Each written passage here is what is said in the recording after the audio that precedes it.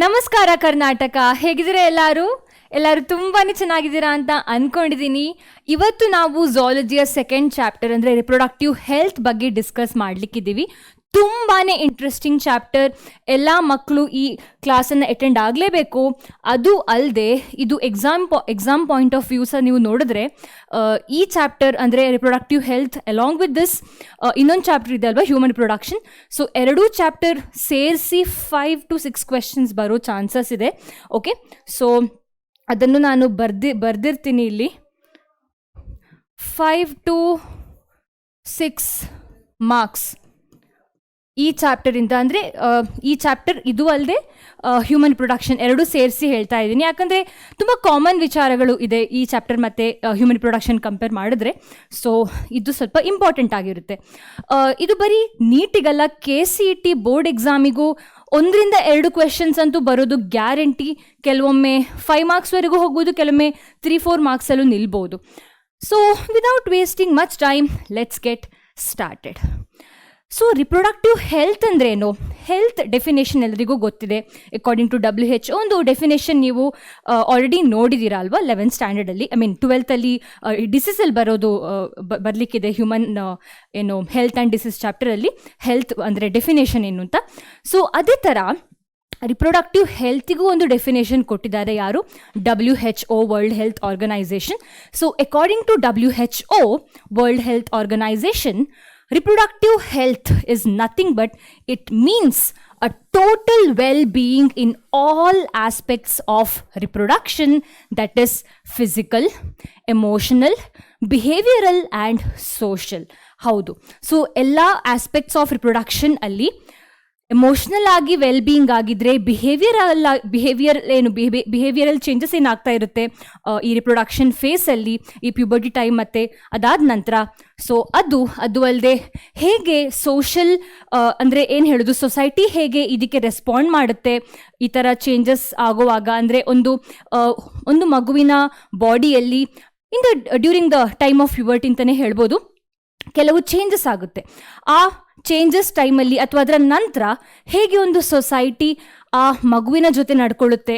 So ಏನು ಹೇಳೋದು, ಈ ಥರದ ಟೋಟಲ್ ವೆಲ್ ಬೀಯಿಂಗ್ ಏನಿದೆ ರಿಲೇಟೆಡ್ ಟು ರಿಪ್ರೊಡಕ್ಟಿವ್ ಆಸ್ಪೆಕ್ಟ್, ಇದಕ್ಕೆ ರಿಪ್ರೊಡಕ್ಟಿವ್ ಹೆಲ್ತ್ ಅಂತ ಹೇಳೋದು.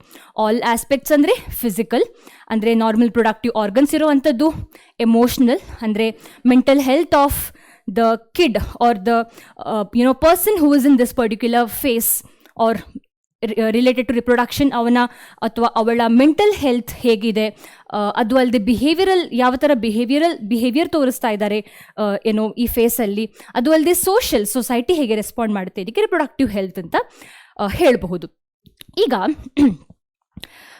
ಅದು ಅಲ್ಲದೆ ನಾರ್ಮಲ್ ಫಂಕ್ಷನಲ್ ಮತ್ತು ಫಿಸಿಕಲ್ ಆದ ರಿಪ್ರೊಡಕ್ಟಿವ್ ಆರ್ಗನ್ಸ್ ಇದ್ದು, ಅದು ಅಲ್ಲದೆ ಸೊಸೈಟಿಯಲ್ಲಿ ಒಂದು normal conversation, interaction related to reproductive aspects ಆಗ್ತಾ ಇದೆ ಅಂತಾದರೆ ಅಂತಹ ಸೊಸೈಟಿಯಲ್ಲಿ, right, it means the individuals reproductive health is good ಅಂತ. ಅಂದರೆ ಸೊಸೈಟಿಯು ತುಂಬ ಇಂಪಾರ್ಟೆಂಟ್ ಆಗುತ್ತೆ ರಿಪ್ರೊಡಕ್ಟಿವ್ ಹೆಲ್ತಲ್ಲಿ ಅಲ್ವಾ. ಮೂವಿಂಗ್ ನೆಕ್ಸ್ಟ್, ಇನ್ನು ರಿಪ್ರೊಡಕ್ಟಿವ್ ಹೆಲ್ತ್ ಸ್ಟ್ರಾಟಜೀಸ್. ನಮ್ಮ ಭಾರತ ದೇಶ ಒಂದೇ ಕಂಟ್ರಿ ಅಂತ ಹೇಳ್ಬೋದು. It is the first, India is the first country among all to initiate action plans and programs to attain reproductive health as a social goal through family planning. That is in 1951. So correct, reproductive health ಅಂದರೆ ಏನು ಅಂತ ಅರ್ಥ ಆಯಿತು. ಹಾಗೆ ನಮ್ಮ ದೇಶ ಭಾರತದಲ್ಲಿ ನಮ್ಮ ಭಾರತ ದೇಶ ಒಂದು ಫಸ್ಟ್ ಏನು ಹೇಳೋದು ಕಂಟ್ರಿ ಅಂತ ಹೇಳ್ಬೋದು, which gave importance and which set certain goals regarding reproductive health ಅಂತ. So how did they do it? With the help of family planning ಅಂತ ಹೇಳೋ ಒಂದು ಪ್ರೋಗ್ರಾಮ್ ಮೂಲಕ 1951 ಸ್ಟಾರ್ಟ್ ಆಗಿತ್ತು. ಈ ಥರ regarding reproductive health as a social goal ಆಗಿ ತಗೊಂಡಿತ್ತು. ಓಕೆ, ಇದೆಲ್ಲ ನಾನು ಡಿಸ್ಕಸ್ ಮಾಡೋದು ತುಂಬ general topic, you can just go through, but still you can get some general question as well. Okay, ಅದಕ್ಕೆ ನಾನು ಹೇಳ್ತಾ ಇದ್ದೀನಿ ಎಲ್ಲ ವಿಷಯವನ್ನು. ಸೊ ಅದು ಅಲ್ಲದೆ improved programmes like creating awareness ಇರ್ಬೋದು, providing facilities and support reproductive and child health care ಪ್ರೋಗ್ರಾಮ್ಸನ್ನು ಸ್ಟಾರ್ಟ್ ಮಾಡಿತ್ತು. ಹೌದು. ಸೊ RCH ಅಂತ ಹೇಳೋ reproductive and child health program ಅಂತ ಹೇಳೋ ಒಂದು ಪ್ರೋಗ್ರಾಮನ್ನು ಸ್ಟಾರ್ಟ್ ಮಾಡಿ, ಸೊ ಇದರ ಮೂಲಕ ಇಂಪ್ರೂವ್ಡ್ ಪ್ರೋಗ್ರಾಮ್ಸ್, ಫೆಸಿಲಿಟೀಸ್ ಕೊಡುವಂಥದ್ದು. ಸೊ ನಾನು ರಿಪ್ರೊಡಕ್ಟಿವ್ ಹೆಲ್ತ್ ಅಂತ ಹೇಳುವಾಗ ಮುಂದೆ ಏನು ಹೇಳೋದು, ರಿಪ್ರೊಡಕ್ಷನ್ ಅಂದರೆ ಜಸ್ಟ್ ಪ್ಯುಬರ್ಟಿ ಅಲ್ಲ ಆಗೋ ಚೇಂಜಸ್ ಅಲ್ಲ. ರಿಪ್ರೊಡಕ್ಟಿವ್ ಆರ್ಗನ್ಸ್ ನಾರ್ಮಲ್ ಆಗಿರಬೇಕು. ಅದು ಅಲ್ಲದೆ ಮುಂದೆ ರಿಪ್ರೊಡಕ್ಷನ್ ಆಗೋ ಟೈಮಲ್ಲಿ ಅಂದರೆ ಏನು ಹೇಳೋದು, ಈಗ ಇನ್ಫ್ಯಾಂಟೈಲ್ನ ನೋಡ್ಕೊಳ್ಳೋದು, ಅದಕ್ಕೆ ಬೇಕಾಗಿರೋ ನ್ಯೂಟ್ರಿಷನ್ ಕೊಡುವಂಥದ್ದು, ಅದಲ್ಲದೆ ತಾಯಿಗೂ ಒಳ್ಳೆ ನ್ಯೂಟ್ರಿಷನ್ ಆಹಾರವನ್ನು ಕೊಡುವಂಥದ್ದು ಅಂತಹ ಟೈಮಲ್ಲಿ, ಅದಲ್ಲದೆ STD ಇದೆಲ್ಲನೂ ಇದರ ಅಂಡರ್ ಬರುತ್ತೆ. So improved programmes like creating awareness ಅಂತಂದರೆ ಮೇ ಬಿ ಅಬೌಟ್ ಪ್ಯುಬರ್ಟಿ ಇರ್ಬೋದು, ಅಥವಾ ಅಬೌಟ್ ಸೆಕ್ಷುಲಿ ಟ್ರಾನ್ಸ್ಮಿಟೆಡ್ ಡಿಸೀಸಸ್ ಇರ್ಬೋದು. ಅದು ಅಲ್ಲದೆ ಹೇಗೆ ಒಂದು ಏನು ಹೇಳಿದ್ರಿ ಪ್ರೊಡಕ್ಷನ್ ಟೈಮಲ್ಲಿ ಮಗುವಿಗೆ ಏನು ನ್ಯೂಟ್ರಿಷನ್ ಬೇಕು ಅಥವಾ ತಾಯಿಗೆ ಏನೆಲ್ಲ ಬೇಕು, ಇದೆಲ್ಲ ಇದರ ಅಂಡರೇ ಬರುತ್ತೆ. ಸೊ ಇದನ್ನು RCH ಅಂತ ಹೇಳೋ ಪ್ರೋಗ್ರಾಮ್ ಮೂಲಕ ಸ್ಟಾರ್ಟ್ ಮಾಡಿತ್ತು ಗೌರ್ಮೆಂಟ್. ಅದು ಅಲ್ಲದೆ 1951 ಫ್ಯಾಮಿಲಿ ಪ್ಲ್ಯಾನಿಂಗ್ ಮಾಡಿದಾಗ ಒಂದು ವರ್ಷದ ನಂತರ ಅಂದರೆ 1952 ಅಂತಲೇ ಹೇಳ್ಬೋದು, ಒಂದು ಸ್ಲೋಗನ್ ಒಂದು ಸ್ಲೋಗನ್ ಸ್ಟಾರ್ಟ್ ಆಗಿತ್ತು. ಅದು ಈಗಲೂ ಫೇಮಸ್ ಆಗಿದೆ. ಅಂದರೆ ನಾವಿಬ್ಬರು ನಮಗಿಬ್ಬರು ಅಂತ, ಹಮ್ ದೋ ಹಮಾರೆ ದೋ ಅಂತ. ಸೊ ಅದ್ರ ಬಗ್ಗೆನೂ ಮತ್ತೆ ಹೇಳಕ್ಕಿದೆ. ಸೊ ಈ ಸ್ಲೋಗನ್ ಹಮ್ ದೋ ಹಮಾರೆ ದೋ, ಹಮಾರೆ ದೋ. ಸೊ ಇದು ಈ ಸ್ಲೋಗನನ್ನು ಜಾರಿ ಮಾಡಿತ್ತು government, that is in 1952, which was again the part of RCH only.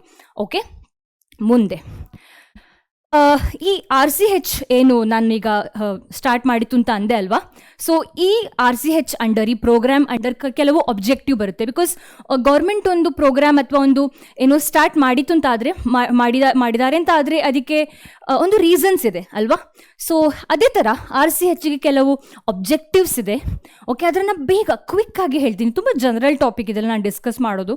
Okay, so with the help of audio visual and the print media, governmental ಅದಲ್ಲದೆ NGO ಅಂದರೆ non governmental agencies have taken various steps to create awareness. So ಬೇರೆ ಬೇರೆ ವಿಷಯ related to reproductive ಆಸ್ಪೆಕ್ಟ್ಸ್ಗೆ related ಏನೆಲ್ಲ ವಿಷಯ ಇದೆ ಅದೆಲ್ಲ ಅವೇರ್ನೆಸ್ ಕ್ರಿಯೇಟ್ ಮಾಡಲಿಕ್ಕೋಸ್ಕರ ಬೇರೆ ಥರ NGO ಮತ್ತು governmental organisations with the help of audio visuals ಇರ್ಬೋದು ಅಥವಾ ಪ್ರಿಂಟೆಡ್ ಮೀಡಿಯಾ ಇರ್ಬೋದು, ಇವುಗಳೆಲ್ಲ ಮೂಲಕ ಅವೇರ್ನೆಸ್ ಸ್ಟಾರ್ಟ್ ಮಾಡೋದು ಇದರ ಒಂದು objective. Okay, next parents and other close relatives, teachers and friends also have a major role in the dissemination of the above information. ಅಂದರೆ relatives, close relative, so family ಎಲ್ಲ member ಅವರು ತುಂಬ major ರೋಲನ್ನು play ಮಾಡ್ತಾರೆ when it comes to creating awareness about reproductive health. ಹೌದು.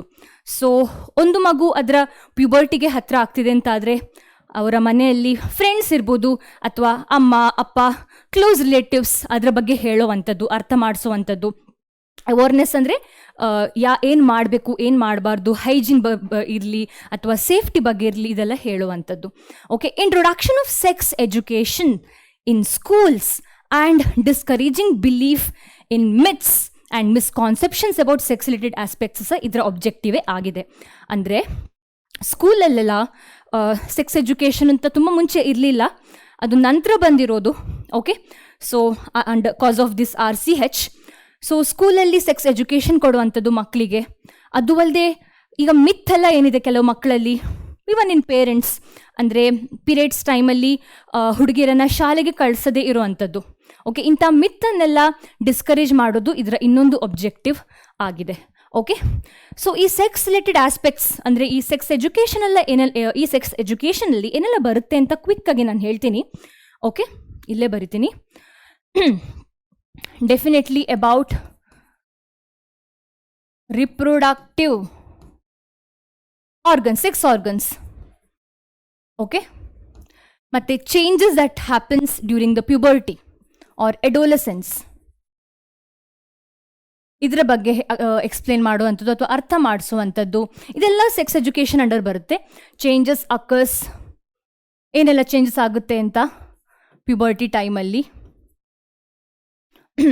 ಅದು ಅಲ್ಲದೆ STD ಬಗ್ಗೆ, ಸೆಕ್ಷುಲಿ ಟ್ರಾನ್ಸ್ಮಿಟೆಡ್ ಡಿಸೀಸಸ್ ಬಗ್ಗೆ ಇರ್ಬೋದು, ಅಥವಾ ಏನು ಹೇಳೋದು, ಆಲ್ಸೋ ಕಾಲ್ಡ್ ಆಸ್ ವೆನರಲ್ ಡಿಸೀಸ್, ಅದರಲ್ಲಿ HIV ತುಂಬ ಕಾಮನ್ ಆಗಿರುತ್ತೆ, ಅದ್ರ ಬಗ್ಗೆ ಹೇಳುವಂಥದ್ದು.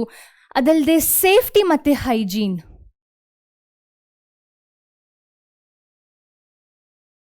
Hygiene safety. ಹೈಜೀನ್ ಅಂದರೆ ಈಗ ನಾರ್ಮಲ್ ಆಗಿ ಏನು ಹೇಳೋದು, ನಾವು ಒಂದು ಬೇರೆ ತರಹ ನಮ್ಮ ರಿಪ್ರೊಡಕ್ಟಿವ್ ಆರ್ಗನ್ಸನ್ನು ನೋಡ್ತಾ ಇರ್ತೀವಿ when we are before puberty. ಆದರೆ ಪ್ಯೂಬರ್ಟಿ ಆದಮೇಲೆ, ಅಂದರೆ ಡ್ಯೂರಿಂಗ್ ಎಡೋಲಸೆನ್ಸ್ ಟೈಮಲ್ಲಿ ಸ್ವಲ್ಪ ಎಕ್ಸ್ಟ್ರಾ ಕೇರ್ ತಗೊಳ್ಬೇಕಾಗುತ್ತೆ. Cause of menstruation that happens in the case of females, ಸ್ವಲ್ಪ ಎಕ್ಸ್ಟ್ರಾ ಕೇರ್ ತಗೊಳ್ಬೇಕಾಗುತ್ತೆ, ಜಾಸ್ತಿ ಹೈಜೀನನ್ನು ಮೇಂಟೈನ್ ಮಾಡಬೇಕಾಗುತ್ತೆ. ಅದರ ಬಗ್ಗೆ ನಾಲೆಜ್ ಕೊಡುವಂಥದ್ದು. ಇದೆಲ್ಲ ನಾನು ನಿಮ್ಮ ಸ್ಕೂಲಲ್ಲೆಲ್ಲ ಆಗಿದೆ, ಮಾಡ್ತಾರೆ ಅಂತ ಅಂದ್ಕೊಂಡಿದ್ದೀನಿ. ನನ್ನ ಸ್ಕೂಲಲ್ಲಂತೂ ನಾನು ಚಿಕ್ಕವಳಿರುವಾಗ ಎಲ್ಲ ಹೇಳಿದರು. ಸೊ ಬಾಯ್ಸನ್ನು ಸಪ್ರೇಟಾಗಿ ಕರೆದು, ಗರ್ಲ್ಸನ್ನು ಸಪ್ರೇಟಾಗಿ ಕರೆದು, ಅವರವರಿಗೆ ಏನು ರಿಪ್ರೊಡಕ್ಟಿವ್ ಆರ್ಗನ್ಸ್ ಇರುತ್ತೆ, ಏನು ಚೇಂಜಸ್ ಆಗುತ್ತೆ, ಅದಕ್ಕೆ ಬೇಕಾದಂತಹ ಎಕ್ಸ್ಪ್ಲನೇಷನನ್ನು ಕೊಡುವಂಥದ್ದು, ಯಾವ ಥರ ಹೈಜೀನನ್ನು ಮೇಂಟೈನ್ ಮಾಡ್ಕೊಳ್ಬೇಕು, ಹೀಗೆ ನಾವು ನಮ್ಮ ಸೇಫ್ಟಿಯಲ್ಲಿ ಇರಬೇಕು ಅಂತೆಲ್ಲ.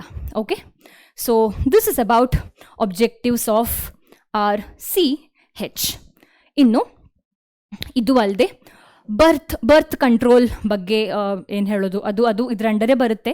Okay, care of pregnant mothers, post natal care of the mother and child. ಅಂದರೆ ಒಂದು ಏನಂದರೆ ಅನ್ವಾಂಟೆಡ್, ಅಂದರೆ ಕೆಲವು ಕಡೆ ಹೇಗಂದರೆ ಕೆಲವರಂತೂ even they will reproduce in such a way that like 10th kid 11th kid, ಅಂದರೆ ಅಷ್ಟು ಜನ ಮಕ್ಕಳು ಮನೆಯಲ್ಲಿ. ಓಕೆ, ಮಾತ್ರ ತಿನ್ನೋಕ್ಕೆ ಒಂದಗಳು ಅನ್ನ ಇರಲ್ಲ, ಅಂದರೆ they would be poor, but they do not know how to control the reproduction. So ಅವರಿಗೆ ಬರ್ತ್ ಕಂಟ್ರೋಲ್ ಬಗ್ಗೆ ಮಾಹಿತಿಯನ್ನು ಕೊಡುವಂಥದ್ದು. ಅದು ಅಲ್ಲದೆ ಕೇರ್ ಆಫ್ ಪ್ರೆಗ್ನೆಂಟ್ ಮದರ್ಸ್, ಹೇಗೆ ಪ್ರೆಗ್ನೆಂಟ್ ಮದರ್ಸ್ ಏನೆಲ್ಲ ನ್ಯೂಟ್ರಿಷನ್ ತಗೊಳ್ಬೇಕು, ನಂತರ ಮಗು ಹುಟ್ಟಿ ಆದಮೇಲೆ ಮಗುವಿಗೆ ಏನೆಲ್ಲ ನ್ಯೂಟ್ರಿಷನ್ ಕೊಡಬೇಕು, ಅದೆಲ್ಲ ಇದರ ಅಂಡರೇ ಬರುತ್ತೆ. ಇಂಪಾರ್ಟೆನ್ಸ್ ಆಫ್ ಬ್ರೆಸ್ಟ್ ಫೀಡಿಂಗ್ ಯಾಕೆ ಇಂಪಾರ್ಟೆಂಟ್, ನಾವು ಮುಂಚಿನ ಚಾಪ್ಟ್ರಲ್ಲಿ ನೋಡಿದ್ದೀವಿ. ಬ್ರೆಸ್ಟ್ ಫೀಡಿಂಗ್ ಅಂದರೆ ಏನು, ಲ್ಯಾಕ್ಟೇಷನ್ ಏನಾಗುತ್ತೆ, ಮಗುವಿಗೆ ಹಾಲನ್ನು ಉಣಿಸುವಂಥದ್ದು. ಕರೆಕ್ಟ್.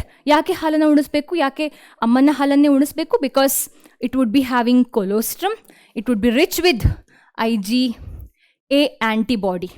ಓಕೆ, ಅದು ಅಲ್ಲದೆ ಇದಿಷ್ಟು ಅಲ್ಲದೆ ಹುಡುಗಿ ಮತ್ತು ಹುಡುಗ ಅಂದರೆ equal opportunities for all.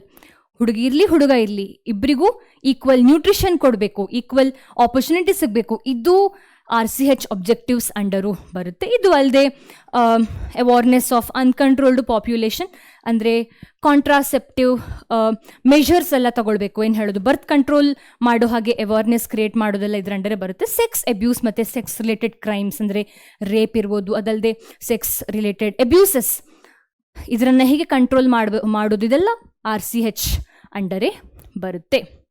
Okay, ಆದರೆ ಈ ಆಬ್ಜೆಕ್ಟಿವ್ಸನ್ನು ಸಕ್ಸಸ್ ಮಾಡಬೇಕಾದ್ರೆ, for the successive implementation of these objectives that we just discussed, it requires few things, that is infrastructural facilities, ಅಂದರೆ ಕರೆಕ್ಟಾದ ಫೆಸಿಲಿಟೀಸ್, ರಿಸೋರ್ಸಸ್ ಬೇಕು.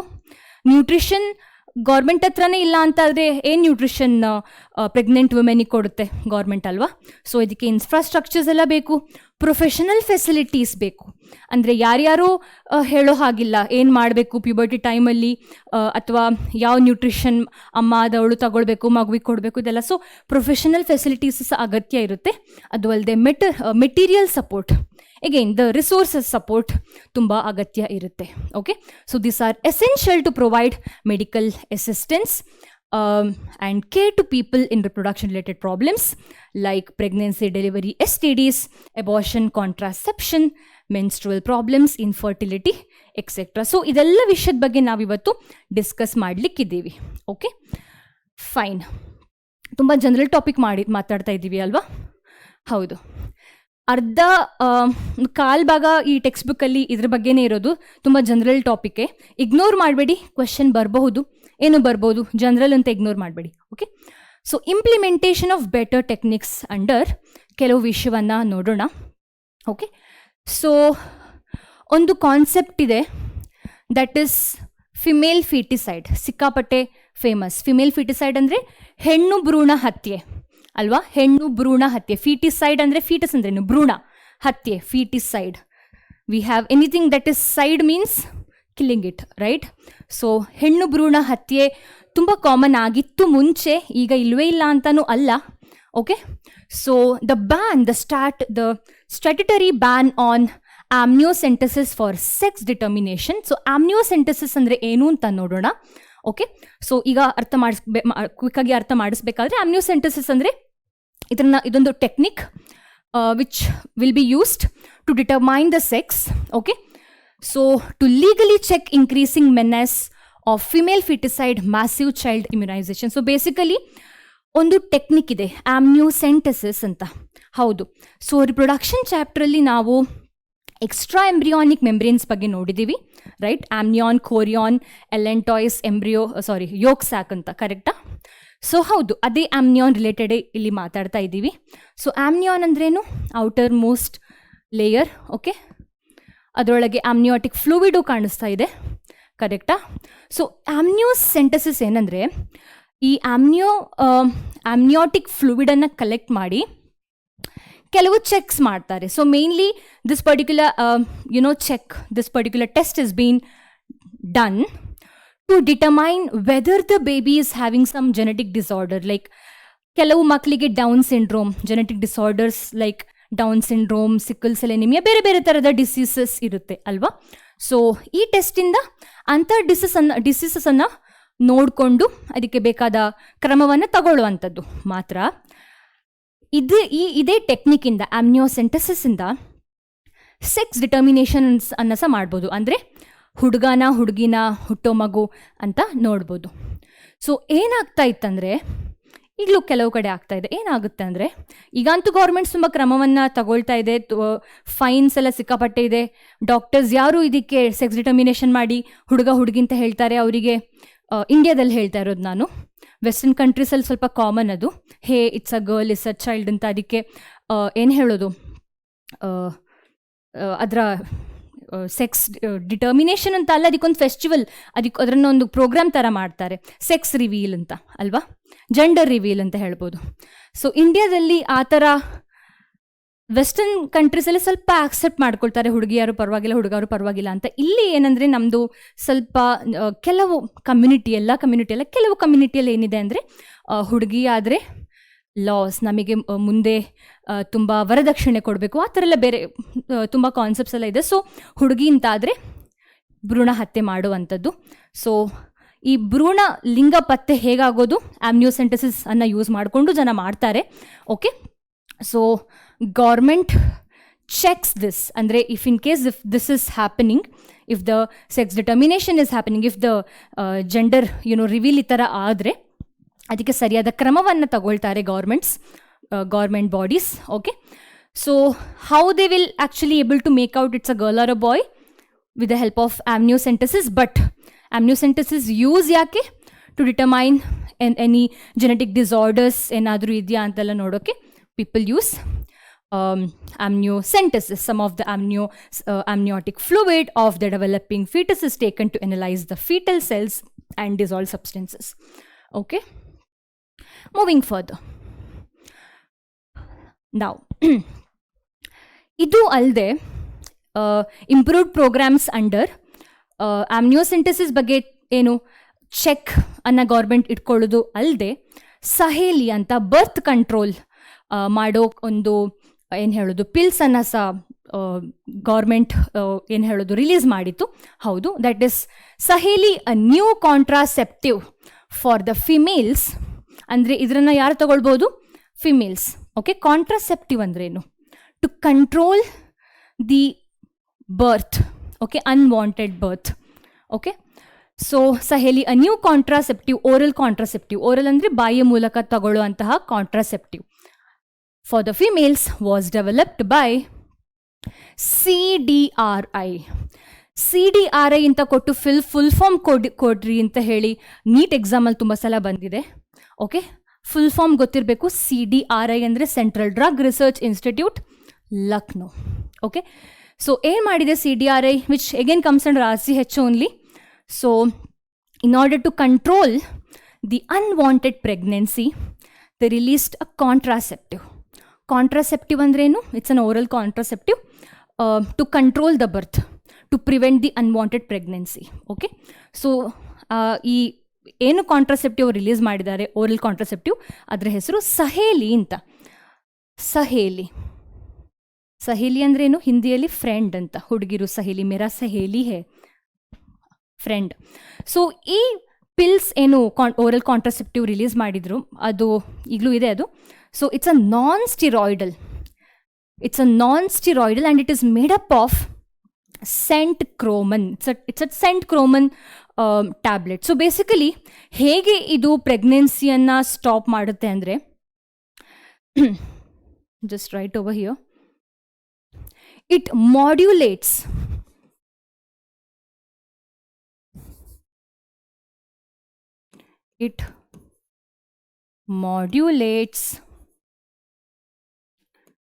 estrogen receptor.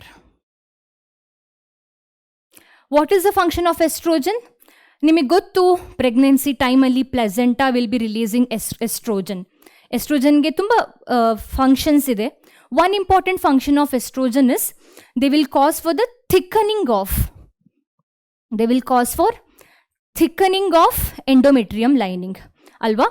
ಸೊ ದ್ಯಾಟ್ ಏನು zygote ಏನು develop ಆಗಿ embryo ಆಗುತ್ತೆ, ಅದು ಕರೆಕ್ಟಾಗಿ ಇಂಪ್ಲಾಂಟ್ ಆಗೋಕ್ಕೋಸ್ಕರ ಎಂಡೋಮೆಟ್ರಿಯಮ್ ಥಿಕ್ ಲೈನಿಂಗನ್ನು ಎಸ್ಟ್ರೋಜನ್ ಮಾಡುತ್ತೆ. ಆದರೆ cause of modulating the oestrogen receptor ಏನಾಗುತ್ತೆ? ಎಸ್ಟ್ರೋಜನ್ ರಿಸೆಪ್ಟರನ್ನು ಚೇಂಜ್ ಮಾಡಿದ್ದಾರೆ, ಮಾಡ್ಯುಲೇಟ್ ಮಾಡಿದ್ದಾರೆ.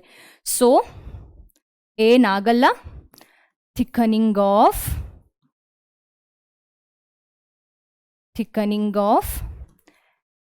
Endometrial or endometrium won't happen.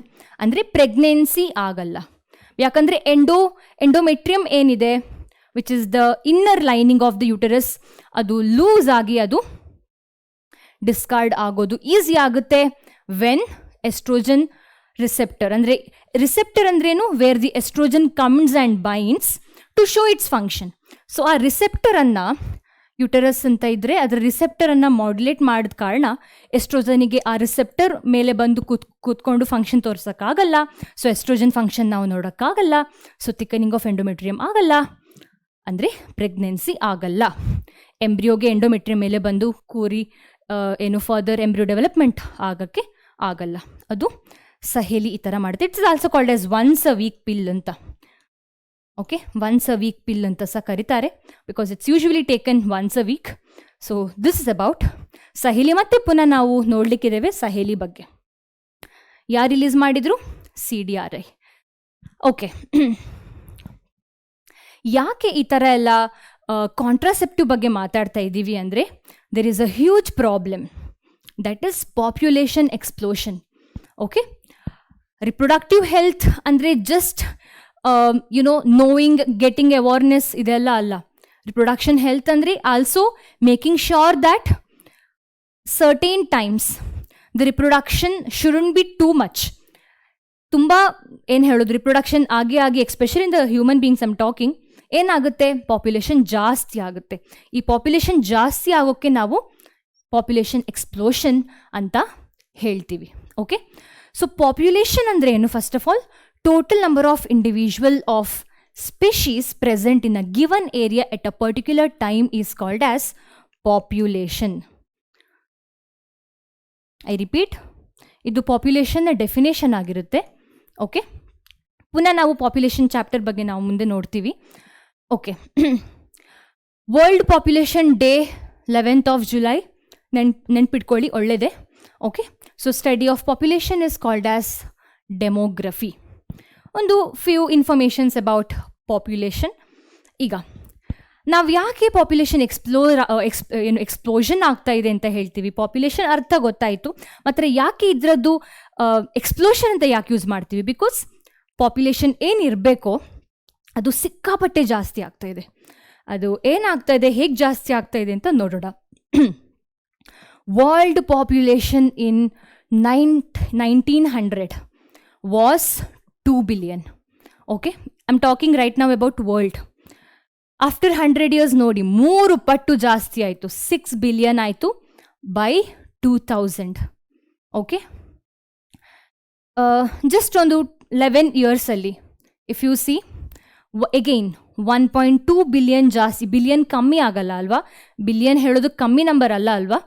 So you can see how population is increasing. So by having these data we are able to say that there is really a high increase in population rate, in population in general. ಇಂಡಿಯಾದಲ್ಲಿ ನೋಡಿ, ಇಂಡಿಯಾದ ಕತೆ 300 million, ಅರ್ಧಕ್ಕಿಂತಲೂ ಇನ್ನೂ ಕಮ್ಮಿ million was during independence. ನಂತರ 2000ಅಲ್ಲಿ, that is 1945ಅಲ್ಲಿ independence ಆದರೆ, ಸಾರಿ ವಾಟ್ ಮೈ ಟಾಕಿಂಗ್, 1947ಅಲ್ಲಿ ಇಂಡಿಪೆಂಡೆನ್ಸ್ ಆದರೆ ಒಂದು ಎಗೈನ್ 50 years 2000 ಅಲ್ವಾ, ಕರೆಕ್ಟ್. ಸೊ ಅ ಬಿಲಿಯನ್ ಎಷ್ಟು ಇನ್ಕ್ರೀಸ್ ಆಯಿತು ನೋಡಿ, 350 million ಅ ಬಿಲಿಯನ್. ಎಗೈನ್ 2011ಅಲ್ಲಿ 1.2 billion. ಇದು ಸಿಕ್ಕಾಬಟ್ಟೆ ಆಗುತ್ತೆ. 1.2 billion ಅಂದರೆ 0.2 billion ಸಿಕ್ಕಾಬಟ್ಟೆ ನಂಬರ್ ಆಗುತ್ತೆ ಅಲ್ವಾ. So this is the data that is given in NCERT. 2021 ಕತೆ ಇನ್ನೂ ಗೊತ್ತಿಲ್ಲ ಅಲ್ವಾ.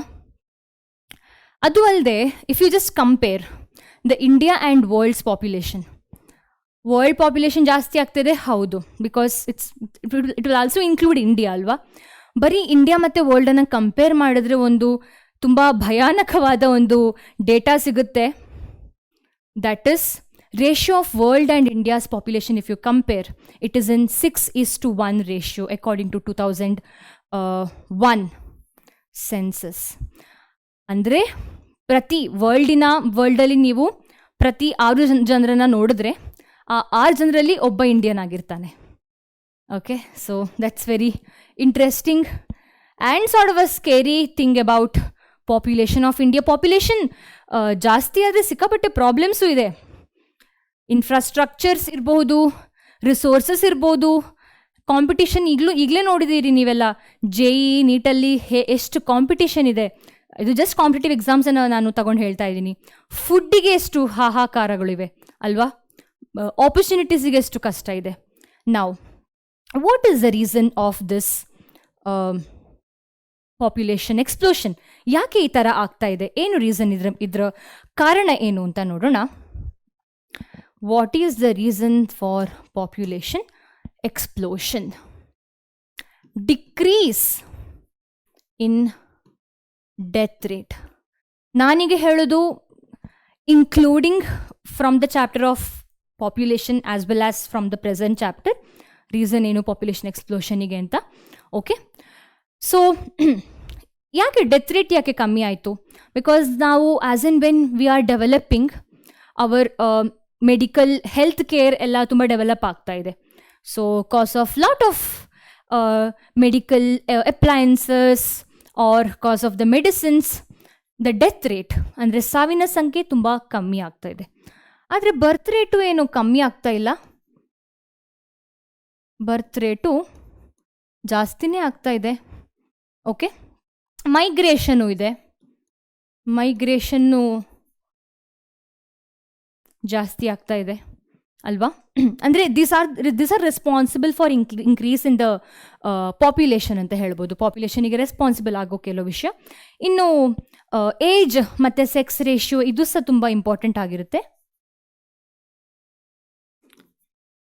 ಓಕೆ, ಇದಲ್ಲದೆ the main reason why the population ಅಂದರೆ ಈ ಚಾಪ್ಟರ್ ಪ್ರಕಾರ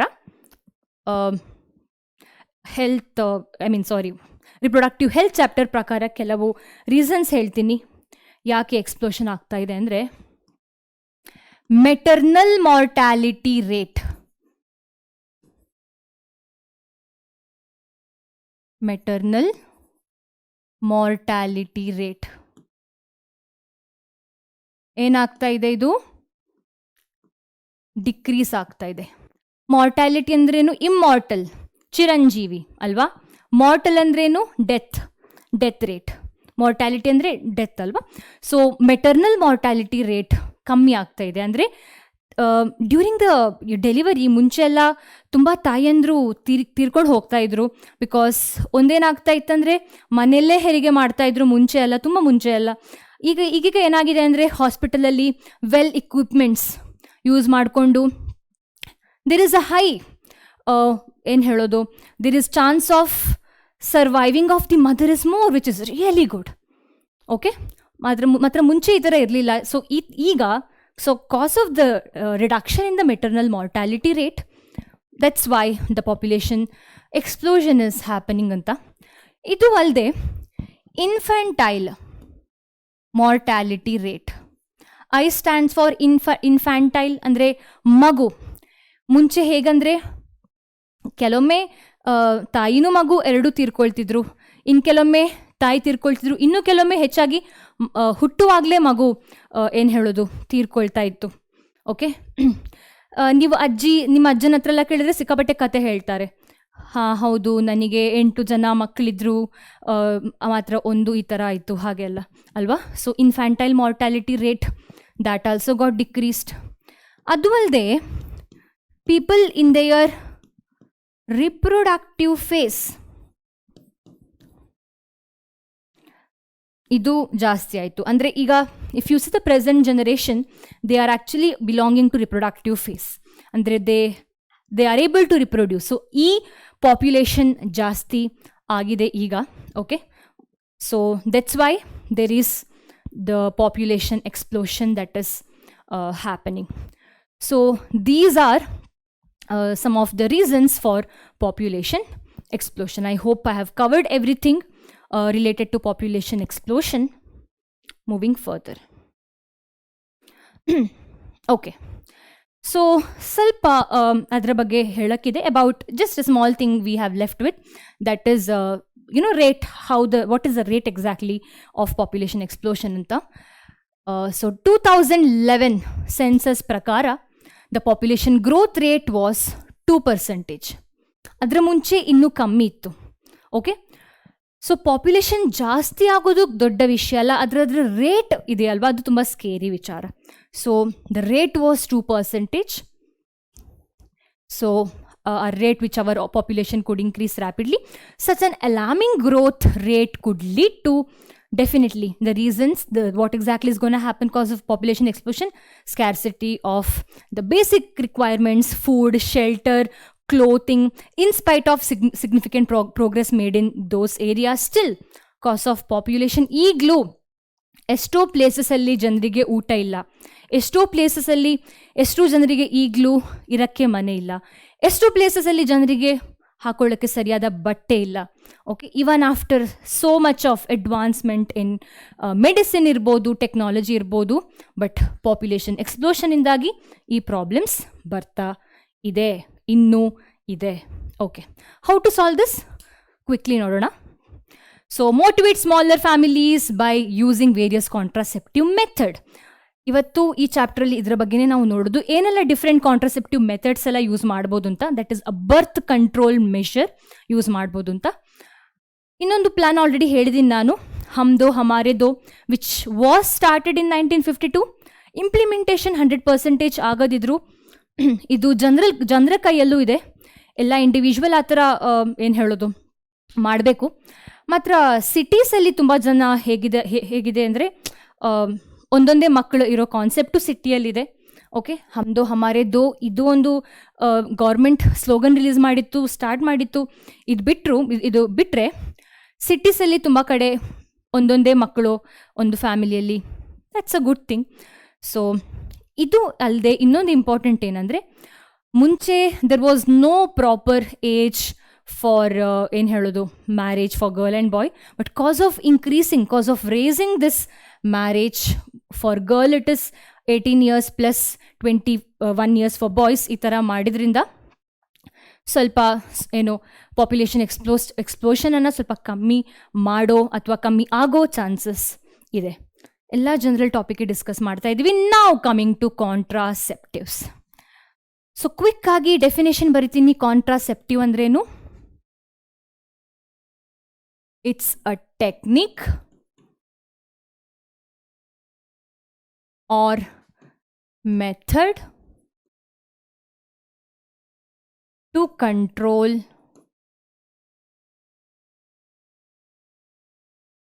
unwanted pregnancy.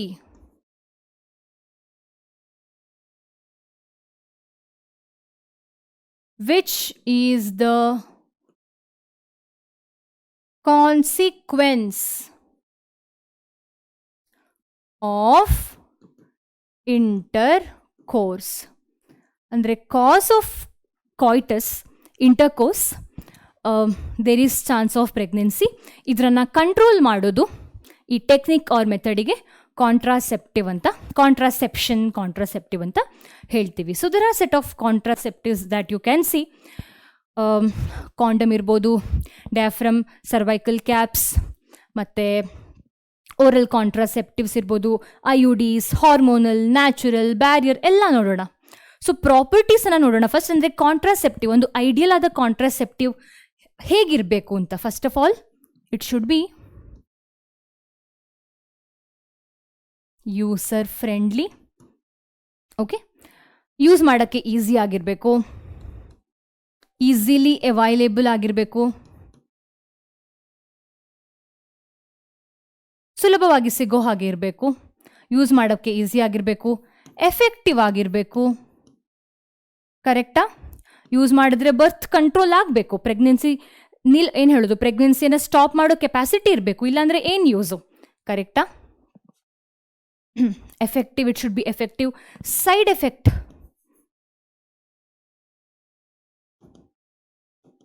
ಒಂದು ನಿಲ್ಲಿರಬೇಕು ಅಥವಾ ಲೆಸ್ ಇರಬೇಕು ಅಲ್ವಾ?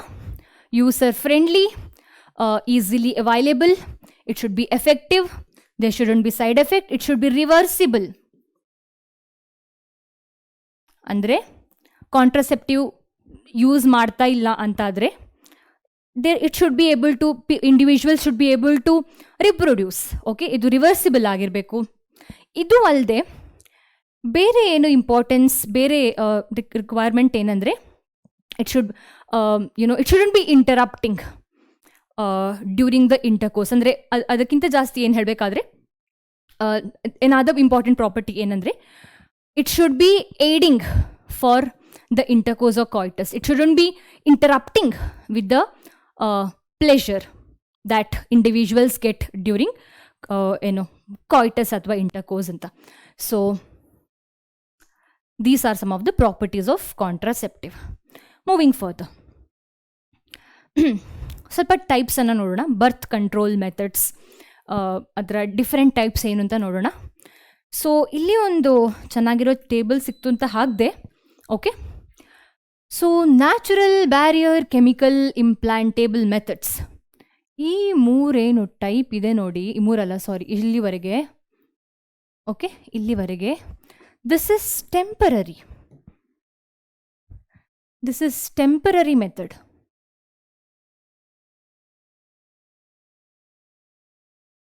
ಓಕೆ, ವೇರಾಸ್ ಸರ್ಜಿಕಲ್ ಏನು ಕಾಣಿಸ್ತಾ ಇದೆ, with the help of surgery people do it ಅಲ್ವಾ? ಇದು permanent.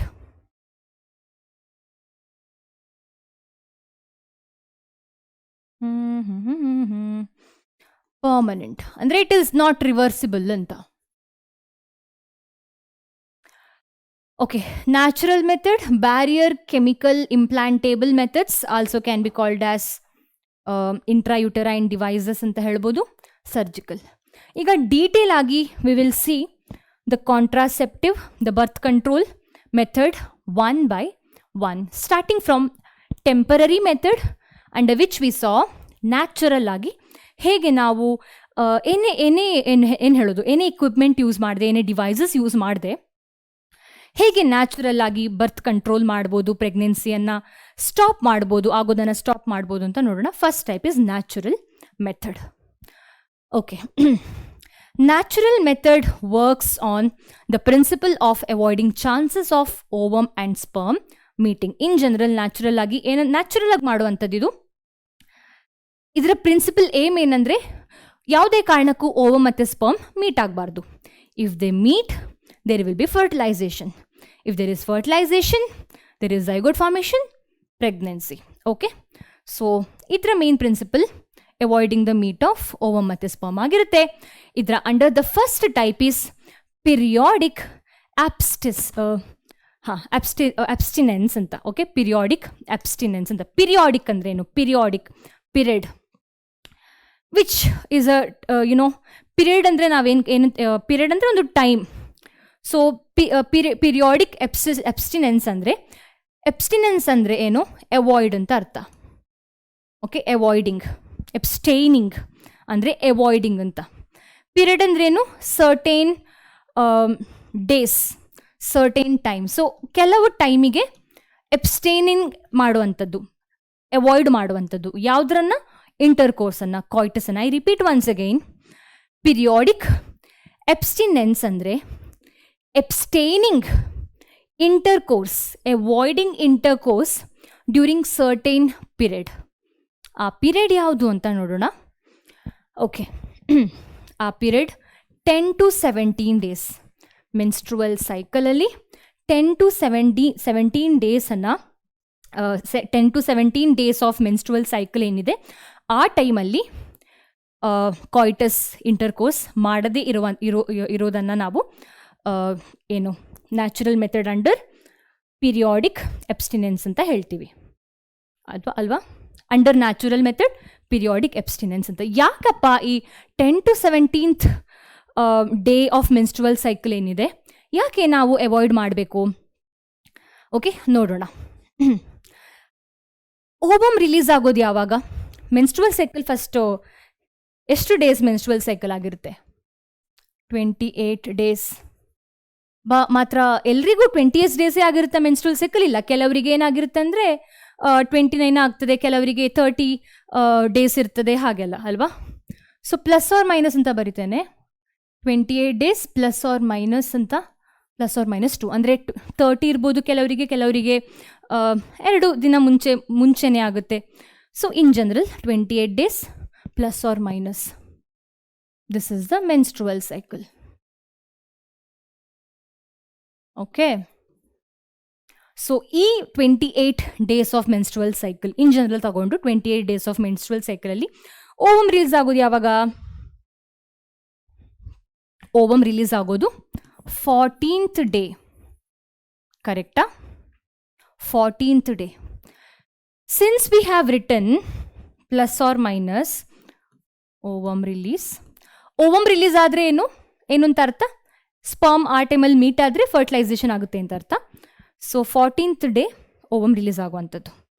Okay, plus or minus 2 ಅಂತ ಬರೆದ ಕಾರಣ 16th ಡೇ ಅಂತ ಬರಿತೀನಿ, ಈಚೆ ಇಲ್ಲಿ 12th ಡೇ ಅಂತ ಬರಿತೀನಿ. ಅಂದರೆ ಕೆಲವರಿಗೆ 30 ಡೇ ಅಥವಾ ಈ ಥರ 26 ಡೇ ಮೆನ್ಸ್ಟ್ರುವಲ್ ಸೈಕಲ್ ಇದ್ದವರಿಗೆ 12th ಡೇ ಅಥವಾ 16th ಡೇನೂ ಈ ಟೈಮಲ್ಲೂ ಎಲ್ಲಾದರೂ sperm if they do intercourse, there is chance of the women getting pregnant ಅಲ್ವಾ? ಸೊ ಪ್ಲಸ್ ಆರ್ ಮೈನಸ್ 2 ಅಂತಿದ್ದ ಕಾರಣ ಈ ಥರ ಬರ್ದೆ.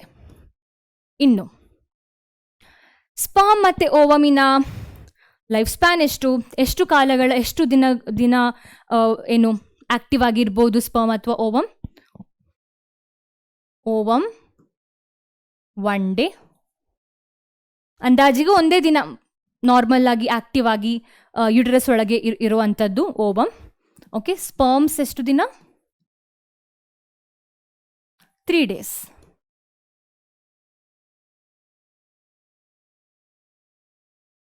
ಓಕೆ, ಇನ್ನು ಇದು ನಾನು ಹೇಳ್ತಾ ಇರೋ life span after coming out of the reproductive organ. Okay, ಒಳಗಡೆ ಇರುವಾಗ ಅಲ್ಲ, ಆಫ್ಟರ್ ಕಮಿಂಗ್ ಔಟ್. ಅಂದರೆ ಓವಮ್ ಫೆಲೋಪಿಯನ್ ಟ್ಯೂಬಲ್ಲಿ ಎಷ್ಟು ದಿನ ಇರ್ಬೋದು, ಮತ್ತು ಸ್ಪರ್ಮ್ ರಿಲೀಸ್ ಆದಮೇಲೆ ಎಷ್ಟು ದಿನ ಫಿಮೇಲ್ ಪ್ರೊಡಕ್ಟಿವ್ ಟ್ರ್ಯಾಕ್ಟಲ್ಲಿ ಎಷ್ಟು ದಿನ ಇರ್ಬೋದು, ಇದರ ಮೇರೆಗೆ ನಾನು ಬರಿತಾ ಇರೋದು ಈ ಥರ. ಓಕೆ, ಇನ್ನು ಈ 15th ಡೇ ಅಲ್ವಾ? 14th 15 16 17th 17th day. Ma'am 17th day intercourse ಮಾಡ್ಬೋದಾ? 12th to 16 ಅರ್ಥ ಆಯಿತು ಯಾಕೆ ಅಂತ. ಯಾಕಂದರೆ ಓವಮ್ ರಿಲೀಸ್ ಆಗೋ ಟೈಮ್ ಆದ ಕಾರಣ, ಅದು ಅಲ್ಲದೆ ಮೆನ್ಸ್ಟ್ರುವಲ್ ಸೈಕಲ್ ಎಲ್ಲರದ್ದು 28 ಡೇಸ್ ಇರಲ್ಲ, ಆ ಕಾರಣ ಈ ಥರ ತಗೊಂಡಿದ್ದೀವಿ. 17th ಡೇ ಆಗ್ಬಹುದಾ? If in case if like female male if they meet fertilisation ಆಗ್ಬೋದಾ, ವಿಲ್ ಶಿ ಬಿಕಮ್ ಪ್ರೆಗ್ನೆಂಟ್ ನೋಡೋಣ. ಓವಮ್ 16th ಡೇಗೆ ರಿಲೀಸ್ ಆಗಿದೆ ಅಂತ ಅಂದ್ಕೊಳ್ಳಿ. ಓಕೆ, ಓವಮ್ನ ಲೈಫ್ ಸ್ಪ್ಯಾನ್ ಎಷ್ಟು? ಫಿಲೋಪಿಯನ್ ಟ್ಯೂಬ್ ಒಳಗಡೆ ಒಂದಿನ ಇರ್ಬೋದಲ್ವಾ. ಸೊ ಒಂದಿನ ಇದ್ದರೆ 17th ಡೇ ಸ್ಪರ್ಮ್ ಬಂದರೆ 17th ಡೇ ಸ್ಪರ್ಮ್ ಬಂದರೆ ಓವಮ್ ಇರುತ್ತೆ ಇಲ್ಲೇ. So they can still fertilise ಅಲ್ವಾ. ಸೊ 17th ಡೇಸ ಅವಾಯ್ಡ್ ಮಾಡಬೇಕು, because ovum's life span is going to be ovum can survive for 1 day. Okay, ಈಚೆ ನೋಡೋಣ. ಇದರ ಮುಂಚೆ 12th ಡೇ ಅಂದರೆ 11th ಡೇಗೆ ಇಂಟರ್ಕೋರ್ಸ್ ಮಾಡ್ಬೋದಾ, 10th ಮಾಡ್ಬೋದಾ, 9th ಮಾಡ್ಬೋದಾ, ಅದು ನೋಡೋಣ. Okay fine. 10th ಅಂತ ಬರಿತೀನಿ, ಯಾಕಂದರೆ imagine 12th day ovum is released. ಓವಮಿನ ಲೈಫ್ ಸ್ಪ್ಯಾನ್ ಎಷ್ಟು? ಒಂದಿನ ಅಲ್ವಾ. ಈಗ 10th ಡೇಗೆ if in case if the individuals undergo intercourse, sperm will be entering in to females body. ಮಾತ್ರ ಸ್ಪರ್ಮಿನ ಎಷ್ಟು ದಿನ ಇರ್ಬೋದು? ಸ್ಪರ್ಮ್ 3 days ಅಲ್ವಾ. ಅಂದರೆ 10th, 11th, 12th. Okay, so 10th ಡೇಗೂ if in case if the female undergo intercourse, cause the sperm can survive for 3 days. ಈ ರೀಸನಿಗೋಸ್ಕರ 10th to 17th periodic ಎಬ್ಸ್ಟೈನ್ ಮಾಡಬೇಕು. ಅಂದರೆ ಈ ಪೀರಿಯಡಲ್ಲಿ ಈ 7 days ಏನಿದೆ ಈ ಟೈಮಲ್ಲಿ ಇಂಟರ್ಕೋರ್ಸನ್ನು ಎಬ್ಸ್ಟೈನ್ ಮಾಡಬೇಕು, ಅಂದರೆ ಅವಾಯ್ಡ್ ಮಾಡಬೇಕು. ಅರ್ಥ ಆಯಿತು ಅಂತ ಅಂದ್ಕೊಂಡಿದ್ದೀನಿ. Why individuals have to skip or avoid intercourse during these 10th to 17th day of the menstrual cycle. Okay, ಇದು ಈ ಥರ ಅಲ್ಲ, ಕ್ಯಾಲೆಂಡರ್ನ 10th ಡೇ ಅಂತ ಅಲ್ಲ, ಕ್ಯಾಲೆಂಡರ್ನ 17th November 10th November to 17th November I shouldn't be undergoing intercourse. ಆ ಥರ ಅಲ್ಲ. ಇದು ಯಾವ ಥರ ಅಂದರೆ ಮೆನ್ಸ್ಟ್ರುವಲ್ ಸೈಕಲ್ನ ಡೇಸ್, ಮೆನ್ಸ್ಟ್ರುವಲ್ ಸೈಕಲ್ನ 10th to 17th ಡೇ. ಆಯಿತು ಮ್ಯಾಮ್, ಇದು ಪರ್ಫೆಕ್ಟ್ ಮ್ಯಾಮ್. ಸೊ ಈ ಥರ ನ್ಯಾಚುರಲ್ ಆಗಿ ಅವಾಯ್ಡ್ ಮಾಡಬೇಕಾದ್ರೆ ಜನ ಯಾಕೆ ಕಾಂಟ್ರಾಸೆಪ್ಟಿವ್ ಪಿಲ್ಸ್ ತೊಗೊಳ್ಬೇಕು, ಜನ ಯಾಕೆ ಕಾಂಟ್ರಾಸೆಪ್ಟಿವ್ ಮೆಥಡ್ಸ್ ಬೇರೆ ಫಾಲೋ ಮಾಡಬೇಕು ಅಂತ ಕ್ವೆಶ್ಚನ್ ಇರುತ್ತೆ, ಗೊತ್ತು. ಯಾಕಂದರೆ again it's a body, it's a nature. ಯಾವುದು ನೇಚರಲ್ಲಿ ಹೇಳಿ ಕೇಳಿ ಆಗಲ್ಲ. If the nature want the individual to be pregnant, ovum ಏನಿದೆ ಅದು ಕೆಲವೊಮ್ಮೆ ಮೆನ್ಸ್ಟ್ರುವೇಷನ್ ಟೈಮಲ್ಲೂ ರಿಲೀಸ್ ಆಗೋ ಚಾನ್ಸಸ್ ಇರುತ್ತೆ. ಹೌದು, ಮೆನ್ಸ್ಟ್ರುವಲ್ ಫ್ಲೋ ಟೈಮಲ್ಲೂ ಕೆಲವೊಮ್ಮೆ ಓವಮ್ ಹೊರಗಡೆ ಹೋಗೋ ಚಾನ್ಸಸ್ ಇರುತ್ತೆ. So that's why we even say that none of the contraceptive methods is 100% successful ಅಂತ. ಓಕೆ, ಸೊ ಪಿರಿಯಾಡಿಕ್ ಎಬ್ಸ್ಟೆನೆನ್ಸ್ ನೋಡಿ ಆಯಿತು. Next quite simpler one is withdrawal or coitus interruptus method. Second method which comes under natural method of contraception ಅಂತ ಹೇಳ್ಬೋದು. Withdrawal ಅಂದ್ರೇನು? ಹಣ withdraw ಮಾಡೋಕ್ಕೆ ಹೋಗೋದು ಕೇಳಿದಿರ, ವಿತ್ಡ್ರಾವಲ್, ಟೇಕಿಂಗ್ ಬ್ಯಾಕ್, ವಿತ್ಡ್ರಾ ಮಾಡೋದು, taking. Okay, so what is been taken here? Penis would be taken out here. Male partner will withdraw, he will be withdrawing his penis during intercourse from the vagina, and also it can be called as coitus interruptus. Coitus andrenu intercourse, that is mating process alva. Interruptus andrenu interrupting, disturbing anta. So ಏನು disturb ಆಗ್ತಾ ಇದೆ ಇಲ್ಲಿ? Just before the release of the semen, the penis is being taken out, so which is an interruption alva for the intercourse. So ಇದಕ್ಕೆ withdrawal or coitus interruptus ಅಂತ ಕರೀತಾರೆ. The male partner withdraws his penis from the vagina just before the ejaculation to avoid insemination. Insemination ಅಂದ್ರೇನು? Semen ಒಳಗಡೆ ಹೋಗುವಂಥದ್ದು, female ಏನು ಹೇಳೋದು, genital tract ಒಳಗಡೆ ಅಲ್ವಾ. ಸೊ ಈ ಇನ್ಸೆಮಿನೇಷನ್ ಆಗಿಲ್ಲ ಅಂದರೆ ಪ್ರೆಗ್ನೆನ್ಸಿ ಆಗಲ್ಲ, simple. Next lactational amenorrhea. Lactation amenorrhea ಅಂತ ಏನಪ್ಪ ಇದಂದರೆ, ಲ್ಯಾಕ್ಟೇಷನ್ ಎಲ್ರಿಗೂ ಗೊತ್ತು, soon after the delivery, parturition ಆದಮೇಲೆ ಲ್ಯಾಕ್ಟೇಷನ್ ಆಗುತ್ತೆ. The mother will start producing milk, secreting milk from her mammary gland ಅಲ್ವಾ. ಅಮೆನೋರಿಯಾ ಅರ್ಥ ಏನು? ಅಮೆನೋರಿಯಾ ಅಂದರೆ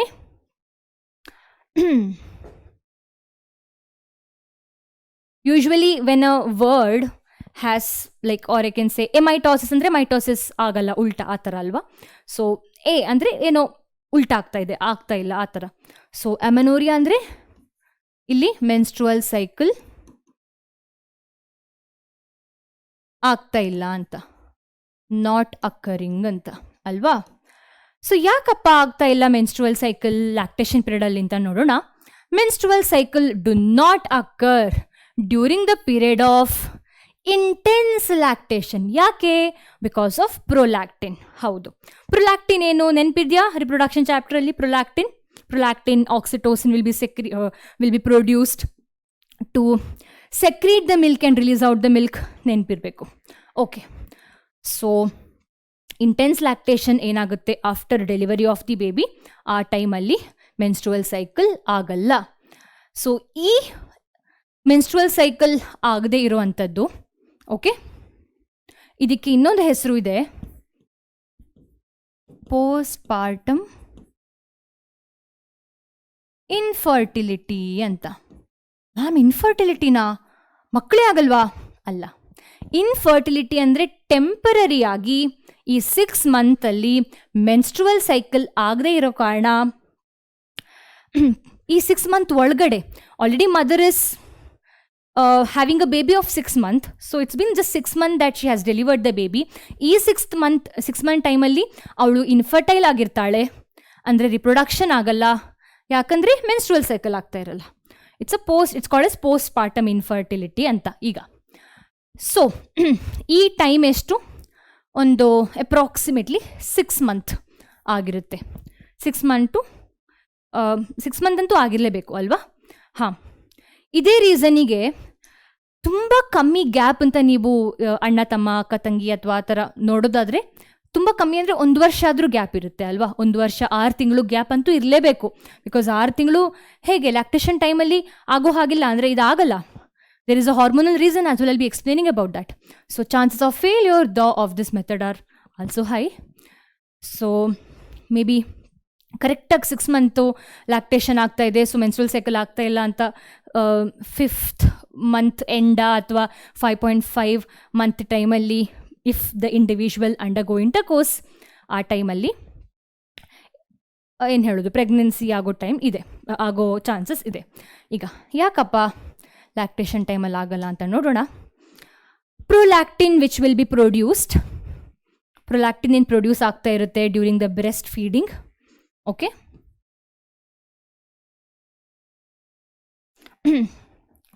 they will inhibit gonadotropin releasing hormone.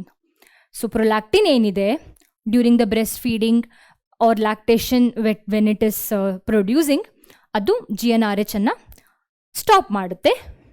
So which will be however causing stoppage or reduction of LH ಮತ್ತು FSH.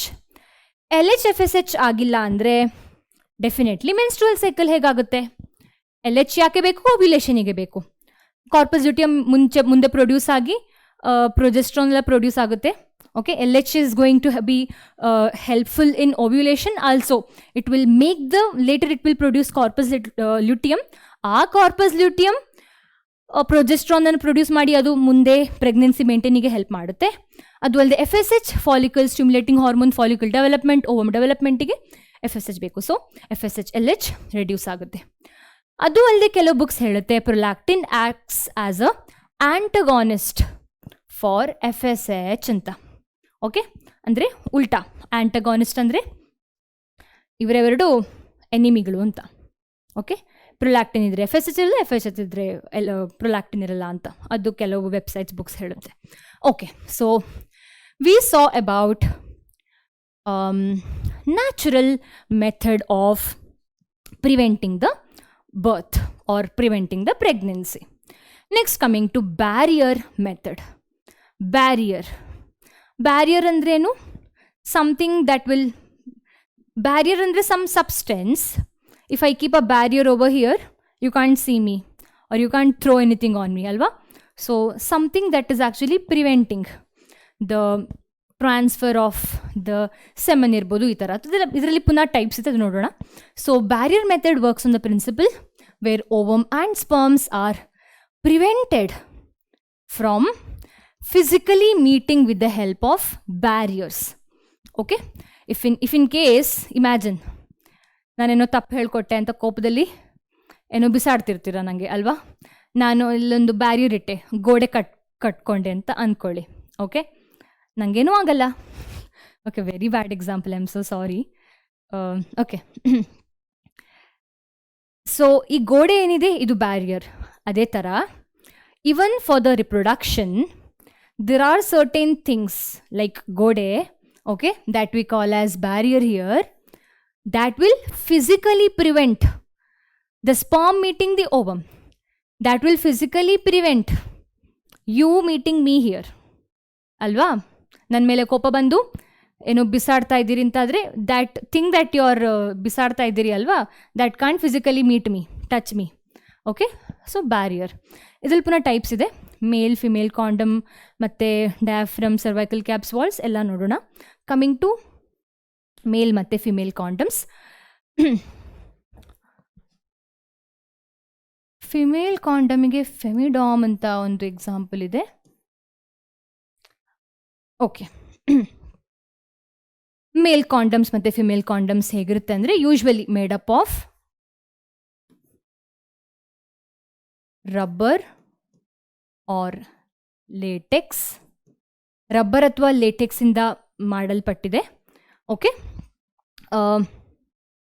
Which covers penis in the case of male. Okay,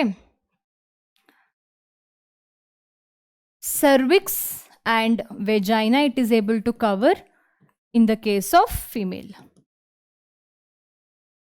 ಅಂದರೆ ಈ female condom, ಮೇಲ್ ಮತ್ತು female condom ಏನಿದೆ ಇದು LaTeX ಅಥವಾ ರಬ್ಬರಿಂದ ಮಾಡಿರೋ ಒಂದು barrier ಆಗಿರುತ್ತೆ. So if you consider male condom it will be covering the penis, female condoms will be covering the cervix and vagina, and so by this they will prevent the sperm entering the ovum, sperm entering the female genital tract. In the case of female, if you consider, like it's the same thing alva, ondu kade barrier idre saku, they can't meet physically. If they can't meet physically, definitely there is no pregnancy that will be happening. Okay, ಅದು ಅಲ್ಲದೆ ಬೇರೆ examples ಇದೆ, ಸಾರಿ ಬೇರೆ condom ಏನು ಹೇಳೋದು barriers ಇದೆ. Diaphragm, cervical cap, vault cap. So ಇದೆಲ್ಲ ಏನಿದೆ, ಇದೆಲ್ಲ ಏನಂದರೆ definitely in the case of females we get to see this and it will cover cervix. So basically this three will prevent the sperm meeting cervix. Okay, specifically in the case of female condom they will cover the cervix and vagina in general. So example for male condom is, it was a very famous example, it's still Nirodh anta male, it's a male condom. One good example is Nirodh, it's a male condom released by government of India. Okay, ಅರ್ಥ ಆಯಿತು ಅಂತ ಅಂದ್ಕೊಂಡಿದ್ದೀನಿ. ಸ್ವಲ್ಪ ನೋಡೋಣ ಯಾವ ಥರ work ಆಗುತ್ತೆ ಅಂತ. Female condom if you C over here,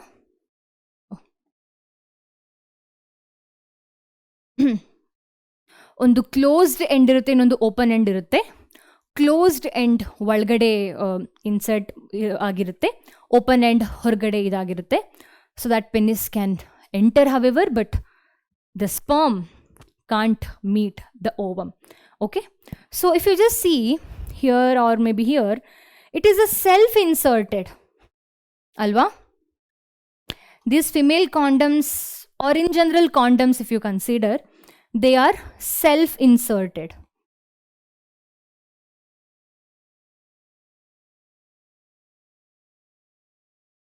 They self inserted. Reuse ಮಾಡ್ಬೋದಾ ma'am? No, non reusable. However, they are reversible. And if you don't use these barrier, definitely the pregnancy can happen. So it's self-inserted. So cause of this self-insertion, alva, the privacy of the individuals will be maintained. ಅವರವರೇ ಹಾಕೊಳ್ಳೋ ಅಂಥದ್ದು privacy will be maintained. And reuse ಮಾಡೋ ಹಾಗಿಲ್ಲ. Moving next. So you can see cervix and vagina is like covered, or it will prevent the cervix and vagina in meeting the sperms. Illi cervix. Okay, ಇದ್ರ ಬಗ್ಗೆನೂ ನೋಡೋಣ. Okay, spermicide ಏನು ma'am?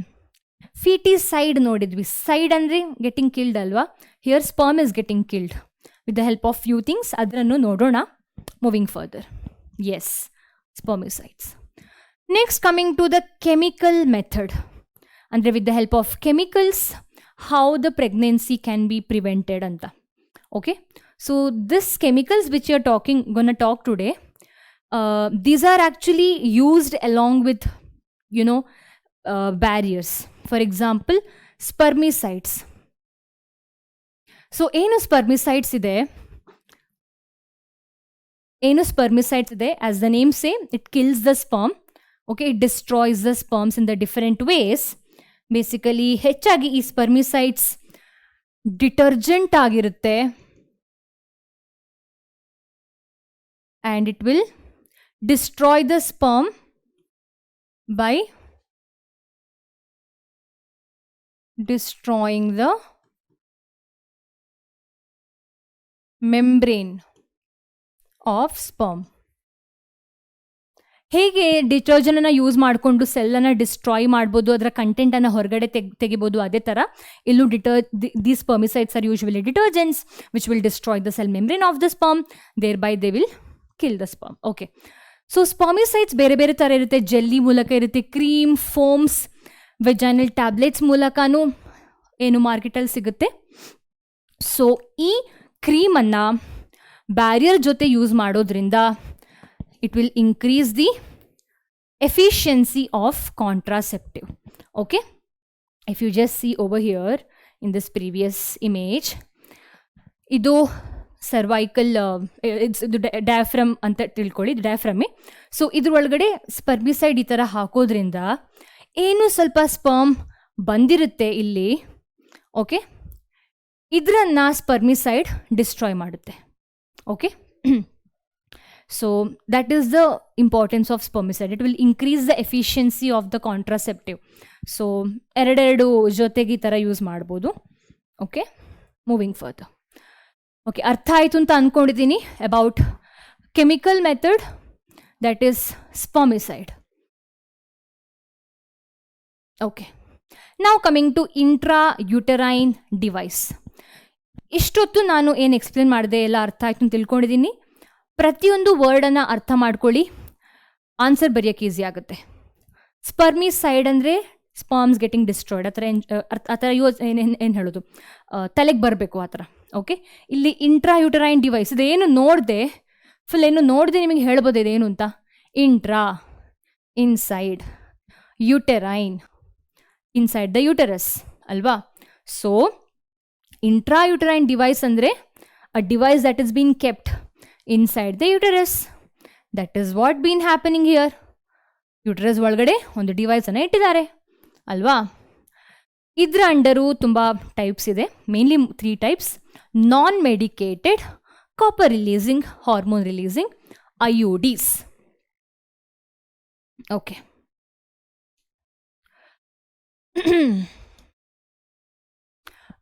ನಾನ್ medicated IUDs ಅನ್ನು ನೋಡೋಣ ಫಸ್ಟಿಗೆ. Lippes loop is the one example that they have given. Lippes loop ಹೆಸರಿನ ಥರನೇ loop loop loop loop ಕಾಣಿಸ್ತಾ ಇದೆ. ಎಲ್ಲಿಡ್ತಾರೆ? ಯುಟರಸ್ ಒಳಗಡೆ ಇಡ್ತಾರೆ. ಏನು use? How exactly they are getting used to control the birth? They show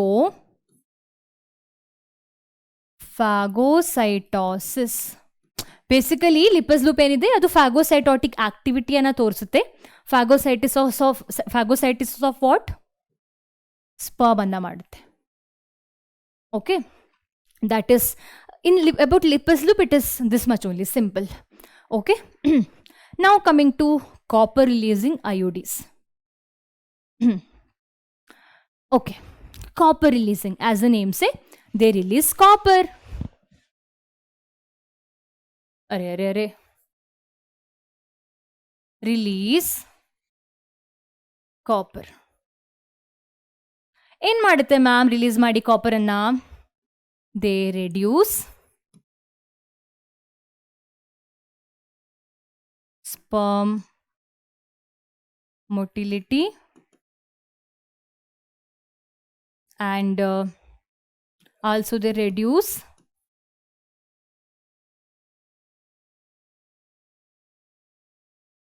ayyo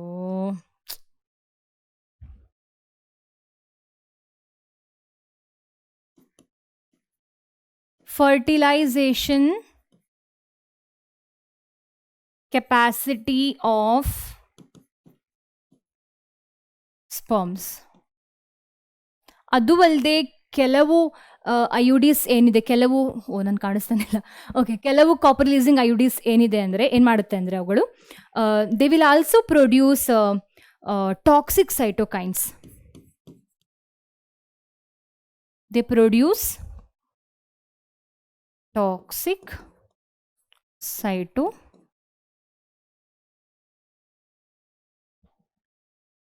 cytokines. Okay, fine. ಅದೆಲ್ಲ ಸರಿ ma'am. ಇದೇನಿದು ಮಲ್ಟಿ ಲೋಡ್ 375 ಅಲ್ವಾ? ಕಾಪರ್ ಟಿ ಗೊತ್ತಾಯಿತು. ಓಕೆ, ಕಾಪರ್ 7 ಅದೇ ಥರ ಇನ್ನೊಂದು ಈಸಿ ಇದೆ. ಮಲ್ಟಿ ಲೋಡ್ ಯಾಕೆ ಮ್ಯಾಮ್ ಹೆಸರು? 375 ಏನು ma'am? Multiload 375 stands for 375 mm square. ಅಂದರೆ ಈ ಕಾಪರ್ ಟೀಯಲ್ಲಿ if you just see this copper, ಇಲ್ಲೇನು ಕಾಣಿಸ್ತಾ ಇದೆ ನಿಮಗೆ? ಇದೇನಿದು? ಕಾಪರ್ ವೈರನ್ನು ಇಲ್ಲಿ ಈ ಥರ ಸುಂದಿದ್ದಾರೆ ಅಲ್ವಾ? ಈ ಥರ ಸರ್ಕಲ್ ಮಾಡಿದ್ದಾರೆ. ಮಕ್ಕಳು ನಾನು ಕನ್ನಡ ಬ್ಲೇಮ್ ಮಾಡ್ಬಿಟ್ಟು, ನಂದು ಮಂಗಳೂರು ಕನ್ನಡ, ನಂದು ಸ್ವಲ್ಪ ಮಿಕ್ಸ್ ಆಗಿ ಬರುತ್ತೆ ಕೆಲವೊಮ್ಮೆಲ್ಲ. ಓಕೆ, ಒಂದು 2-3 ವರ್ಷದಿಂದ ಇದ್ದೀನಿ ಅಷ್ಟೇ ಬ್ಯಾಂಗ್ಳೂರಲ್ಲಿ, ಸೊ ಕಷ್ಟ ಆಗುತ್ತೆ ಕೆಲವೊಮ್ಮೆ ಪ್ಯೂರ್ ಬ್ಯಾಂಗ್ಳೂರ್ ನಾರ್ತ್ ಕರ್ನಾಟಕ ಕನ್ನಡ ಮಾತಾಡೋಕ್ಕೆ. ಓಕೆ, ನಮ್ಮ ಮಂಗಳೂರು ಕನ್ನಡ ಕಾಮಿಡಿಗೆ ಫೇಮಸ್ ಆಗಿಬಿಟ್ಟಿದೆ ಅಲ್ವಾ? ಸೊ ಕಾಮಿಡಿ ಆಗಬಾರ್ದು ಅಂತ ಹೆಚ್ಚು ಬ್ಯಾಂಗ್ಳೂರು ಕನ್ನಡದಲ್ಲೇ ಮಾತಾಡಲಿಕ್ಕೆ ಟ್ರೈ ಮಾಡ್ತೀನಿ. ಓಕೆ ಓಕೆ ಸೊ ಇದೇನು 375 mm ಸ್ಕ್ವೇರ್ ಮಲ್ಟಿಲೋಡ್ 375 ಅಂದರೆ ಕಾಪರ್ ಏನು ಯೂಸ್ ಮಾಡಿದ್ದಾರೆ ಸ್ಟೆಮ್ಮಿಗೆ ಕವರ್ ಮಾಡೋಕ್ಕೆ, ಅದು ಅದರ ಸರ್ಫೇಸ್ ಏರಿಯಾ ಏನಿದೆ ಅದು 375 mm ಸ್ಕ್ವೇರ್ ಆಗಿರುತ್ತೆ. ಸೊ ಮಲ್ಟಿಲೋಡ್ 375 ಅಂದರೆ ಇದು. ಓಕೆ ಓಕೆ ಸೊ ಇದಕ್ಕೆ ಮೆಡಿಕಲ್ ಅಸಿಸ್ಟೆನ್ಸ್ ಬೇಕು. ಅಂದರೆ ಏನು ಹೇಳೋದು, it is not self inserted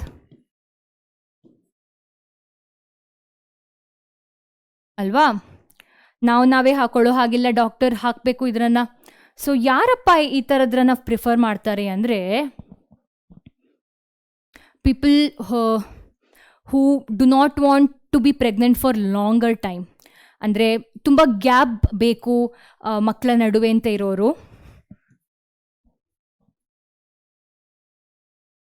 for gap between 2 pregnancy,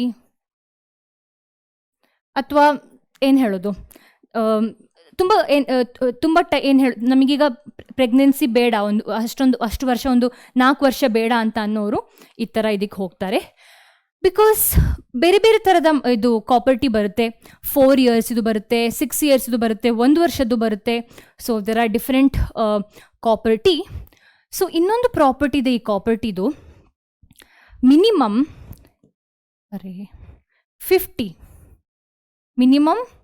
50 μg microgram per day copper release ಮಾಡಬೇಕು. ಓಕೆ, ವಿಚ್ ಮೀನ್ಸ್ ಒಂದು ಕಾಪರ್ ಟಿ ಸರಿಯಾಗಿ ವರ್ಕ್ ಮಾಡ್ತಾ ಇದೆ ಅಂದರೆ ಮಿನಿಮಮ್ 50 μg ಪರ್ ಡೇ ಅಷ್ಟು ಕಾಪರ್ ರಿಲೀಸ್ ಆಗಬೇಕು ಆ ಕಾಪರ್ ಟಿ ಇಂದ.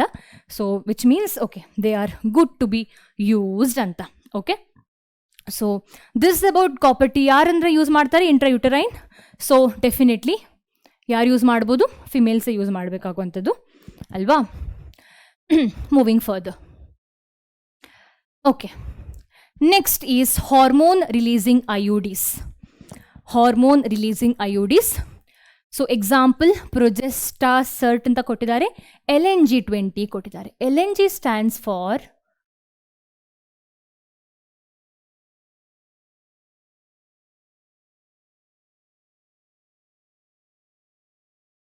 LNG stands for levonorgestrel. ಹೌದು, ಇದೇನು ಮ್ಯಾಮ್ ಲೆವನಾರ್ಗೆಸ್ಟ್ರಲ್ ಅಂತ ಹೇಳ್ತೀನಿ. So this is nothing but it is actually from a class of progestin, an artificial progesterone. Okay, so hormone releasing ಅಂದರೆ hormone release ಆಗಬೇಕು ಅಲ್ವಾ? ಹಾರ್ಮೋನ್ ರಿಲೀಸಿಂಗ್ IUD ಅಂದರೆ definitely hormone release ಆಗಬೇಕು. ಯಾವ ಹಾರ್ಮೋನ್ ರಿಲೀಸ್ ಆಗಬೇಕು? Progesterone or estrogen, okay, or sometimes combination of both. So progestasert, LNG andre they are nothing but artificial enu progesterone irbodu. So they are actually able to these IUDs are able to release these hormones. ಸ್ವಲ್ಪ detail ಆಗಿ ನೋಡೋಣ ಇವುಗಳ ಬಗ್ಗೆ. Okay, as I said, let me just write over here how exactly they are able to show their effect, because they will release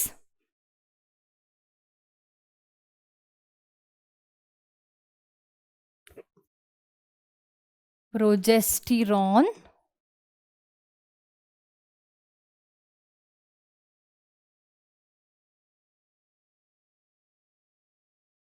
or both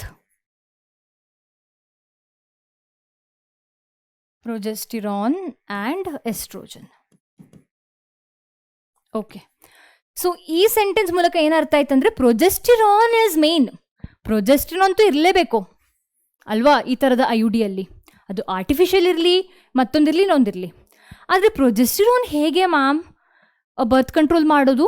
because progesterone we call it as ಏನು pregnancy hormone ಅಂತೆಲ್ಲ ಕರಿತೀವಿ. ಸಿಕ್ಕಾಪಟ್ಟೆ respect ಇದೆ ಪ್ರೊಜೆಸ್ಟ್ರಾನಿಗೆ pregnancy ಟೈಮಲ್ಲಿ. ಮಾತ್ರ ನೀವು ಹೇಳ್ತಾ ಇದ್ದೀರಾ progesterone will stop the pregnancy, it will prevent the pregnancy ಅಂತ ಅಲ್ವಾ? ಸ್ಟಾಪಿಗಿಂತ ಜಾಸ್ತಿ ಪ್ರಿವೆಂಟ್.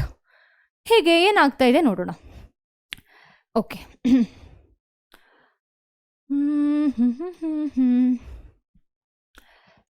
ನಮ್ಮ ಪ್ರೊಜೆಸ್ಟಿರಾನ್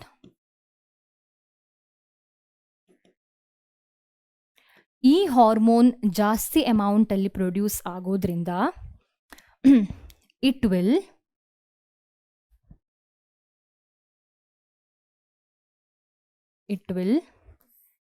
inhibit GnRH. ಓಕೆ, ಏನಾಗುತ್ತೆ GnRH ಸ್ಟಾಪ್ ಆದರೆ? ಡೆಫಿನೆಟ್ಲಿ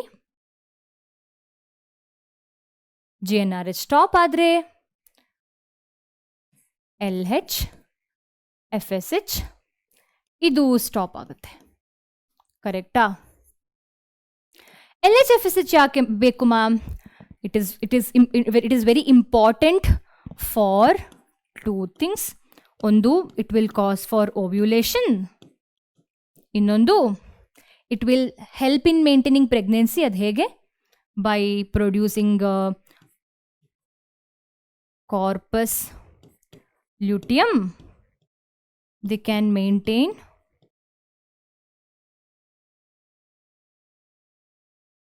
pregnancy ಅಲ್ವಾ? FSH ಏನು ಮ್ಯಾಮ್?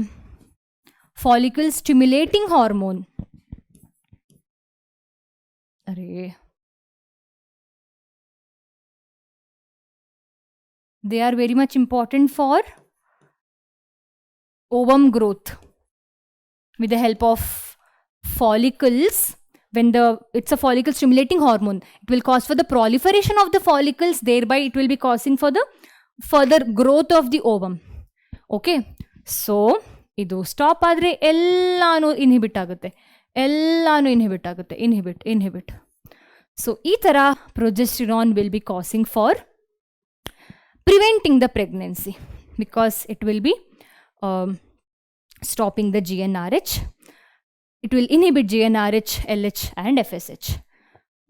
ಓಕೆ, ಇದು ಅಲ್ಲದೆ ಏನು ಮಾಡುತ್ತೆ ಅಂದರೆ, ಏನಾಗುತ್ತೆ ಅಂದರೆ, cause of this hormones, cause of this IUD, this IUD also cause for the thickening of the cervical mucus. Cervix ಅಲ್ಲಿ ಏನು ಮ್ಯೂಕಸ್ ಲೇಯರ್ ಏನಿದೆ ಅದು ಇನ್ನೂ ಜಾಸ್ತಿ ಥಿಕ್ ಆಗುತ್ತೆ, ಆಗ ಸ್ಪರ್ಮ್ ಎಂಟ್ರಿ ಆಗೋಕ್ಕೆ ಕಷ್ಟ ಆಗುತ್ತೆ. Okay, it will prevent the sperm entering in to uterus. Fine. ಅದು ಅಲ್ಲದೆ ಇನ್ನೊಂದೇನು ಮಾಡುತ್ತೆ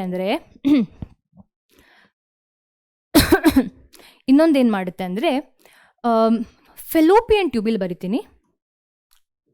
ಫೆಲೋಪಿಯನ್ ಟ್ಯೂಬ್ ನಾರ್ಮಲ್ ಆಗಿ ಒಂದು ಥರದ ಏನು ಹೇಳೋದು, ಫೆಲೋಪಿಯನ್ ಟ್ಯೂಬಲ್ಲಿ ಸ್ಪೇಸ್ ಇರಬೇಕು ಅಲ್ವಾ, ಸೊ ರಿಲ್ಯಾಕ್ಸ್ ಆಗಿರಬೇಕು fallopian tube, so that the ovum will be able to transport through fallopian tube and they can reach the uterus. But cause of this type of IUD, fallopian tube show the contraction.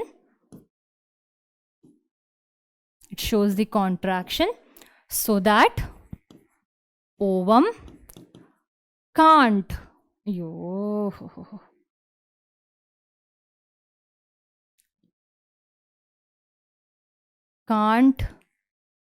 reach uterus through fallopian tube. So basically ಈ fallopian tube ಏನು ಕಾಣಿಸ್ತಾ ಇದೆ ಇದು relax ಆಗಬೇಕು normal ಆಗಿ, ಆದರೆ cause of this particular IUD ಒಂಥರದ contraction ತೋರಿಸೋದ್ರಿಂದ ಓವಮ್ ಏನು ರಿಲೀಸ್ ಆಗುತ್ತೆ ಅದು ಫೆಲೋಪಿಯನ್ ಟ್ಯೂಬನ್ನು ಕ್ರಾಸ್ ಮಾಡೋಕ್ಕೆ ಅವುಗಳಿಗೆ ಆಗಲ್ಲ. ಸೊ ಆ ರೀಸನಿಂದ ಏನಾಗುತ್ತೆ, ಪ್ರೆಗ್ನೆನ್ಸಿ ಆಗಲ್ಲ. So this is about intrauterine devices. That too, under that we saw hormone releasing IUD. ಎರಡು ಥರದ್ದು ನೋಡಿದ್ವಿ, ಒಂದು LNG-20, ಇನ್ನೊಂದು ಪ್ರೊಜೆಸ್ಟಾಸರ್ಟ್ ಅಂತ ಆರ್ಟಿಫಿಷಿಯಲ್ ಪ್ರೊಜೆಸ್ಟಿರಾನ್ ಇಂದ ಮಾಡಲ್ಪಟ್ಟಿದೆ. Okay, progestin there is a class of artificial progesterone called as progestin. Okay, ಆ ಕ್ಲಾಸಲ್ಲಿ ಒಂದು ಹಾರ್ಮೋನ್ ಇದು levonorgestrel. Okay, so this is about how the hormone releasing IUD will prevent the pregnancy. Okay, so ಇದು ಅರ್ಥ ಆಯಿತು ಅಂತ ತಿಳ್ಕೊಂಡಿದ್ದೀನಿ. Moving further, ಇನ್ನೊಂದು ವಿಷಯ ಹೇಳಬೇಕಿತ್ತು. ಇಲ್ಲೇ ಇದೆ, ಕರೆಕ್ಟ್ ಇದೆ. Okay, something again related to progesterone ಎಲ್ಲ ಪುನಃ ನಾವು ನೋಡೋಕ್ಕಿದೆ ಸ್ವಲ್ಪ ಡೀಟೇಲ್ ಆಗಿ ಇನ್ನು. Okay, oral contraceptive pills. As the name say, oral, ಬಾಯಿಯ ಮೂಲಕ ತಗೊಳ್ಳುವಂಥದ್ದು, ಥ್ರೂ ಓರಲ್ ರೂಟ್. ಇದು ಒಂದು ಥರದ ಕಾಂಟ್ರಾಸೆಪ್ಷನ್. ಇದಕ್ಕೆ ನಾವು ಪಿಲ್ ಅಂತ ಯಾಕೆ ಹೇಳ್ತೀವಿ ಅಂದರೆ, ಟ್ಯಾಬ್ಲೆಟ್ಸನ್ನು ನಾವು ತಗೊಳ್ತೀವಿ ಯಾರಿಗೆ ಪ್ರೆಗ್ನೆನ್ಸಿ ಬರಬಾರ್ದು ಅವರು ಈ ಥರ ತಗೊಳ್ತಾರೆ.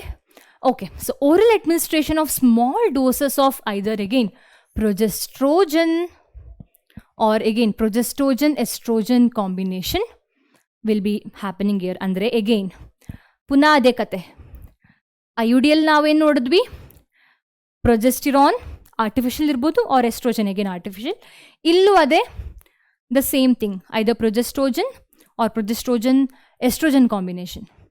ಸೊ ಇದು ಎಗೇನ್ ದ ಸೇಮ್ ಡ್ರಿಲ್, ಪ್ರೊಜೆಸ್ಟಿರಾನೇ ಆರ್ಟಿಫಿಷಿಯಲ್ ಅನ್ನವೇ ನಾವು ತಗೊಳ್ತಾ ಇರೋದು ಇಲ್ಲೂ. ಓಕೆ, ಓನ್ಲಿ ಪ್ರೊಜೆಸ್ಟಿರಾನ್ ಅಥವಾ ಕಾಂಬಿನೇಷನ್ ವಿತ್ ಎಸ್ಟ್ರೋಜನ್. ಇದು ತುಂಬ ಇಂಟ್ರೆಸ್ಟಿಂಗ್ ಆಗಿದೆ. They are use in the form of tablet, hence are popularly called as pills. Already ಹೇಳಿದ್ದೀನಿ. So they actually inhibit the ovulation and implantation. Releasing of the ಎಗ್ಗನ್ನು ಅವುಗಳು stop ಮಾಡ್ತಾರೆ, ಅಂದರೆ this particular pills can stop it. Okay, ಅದು ಅಲ್ಲದೆ ಇಂಪ್ಲಾಂಟೇಷನನ್ನು stop ಮಾಡೋ capacity ಇದೆ. Even in the case of IUD, at the end ಏನಾಗೋದು, ಇಂಪ್ಲಾಂಟೇಷನ್ ಆಗದೆ ಇರೋದು ಅಲ್ವಾ. ಎಗೈನ್ ಥಿನ್ ಯೂಟ್ರೈನ್ ಲೈನಿಂಗ್ ಎಲ್ಲ ಆಗುತ್ತೆ cause of this hormone. So ಇದೆಲ್ಲ ರೀಸನ್ನಿಂದ ಏನಾಗುತ್ತೆ, ಕೊನೆಗೆ ಇಂಪ್ಲಾಂಟೇಷನ್ ಆಗಲ್ಲ, ನೋ ಇಂಪ್ಲಾಂಟೇಷನ್. ಅದೇ main goal of all the contraception method ಅಲ್ವಾ, ಇಂಪ್ಲಾಂಟೇಷನ್ ಆಗಬಾರ್ದು ಅಷ್ಟೇ. Okay, as well as they can alter the quality of the cervical mucus. ಇದ್ರ ಮುಂಚೆ ನಾವೇನು ನೋಡಿದ್ವಿ, ಅಲ್ಲೂ ಹಾಗೆ ಸರ್ವೈಕಲ್ ಮ್ಯೂಕಸ್ನ ಏನಿದೆ, ಲೇಯರ್ ಏನಿದೆ, ಅದ್ರದ್ದು ಕಾನ್ಸಂಟ್ರೇಷನ್ ಆಲ್ಟರ್ ಆಗಿ ಸರ್ವೈಕಲ್ ಮ್ಯೂಕಸ್ ಥಿಕ್ ಆಗಿ ಸ್ಪರ್ಮಿಗೆ ಒಳಗಡೆ ಹೋಗ್ಲಿಕ್ಕೆ ಆಗಲ್ಲ. ಇಲ್ಲೂ ಅದೇ ಥರನೂ ಆಗಬಹುದು. So example is Saheli. ಇದ್ರ ಬಗ್ಗೆ ಆಲ್ರೆಡಿ ಹೇಳಿದ್ದೀನಿ ಒಮ್ಮೆ, ಸಹೇಲಿ ಬಗ್ಗೆ ಅಲ್ವಾ. ಒನ್ಸ್ ಅ ವೀಕ್ ಪಿಲ್ ಅಂತ ಅಂದಿದ್ದೀನಿ, ಸೆಂಟ್ ಕ್ರೋಮನ್ ಟ್ಯಾಬ್ಲೆಟ್ ಅಂತ ಹೇಳ್ತೀವಿ. It is made up of centchroman. Saheli ಅಂದರೆ ಹೆಸರು, ಟ್ಯಾಬ್ಲೆಟ್ನ ಹೆಸರು.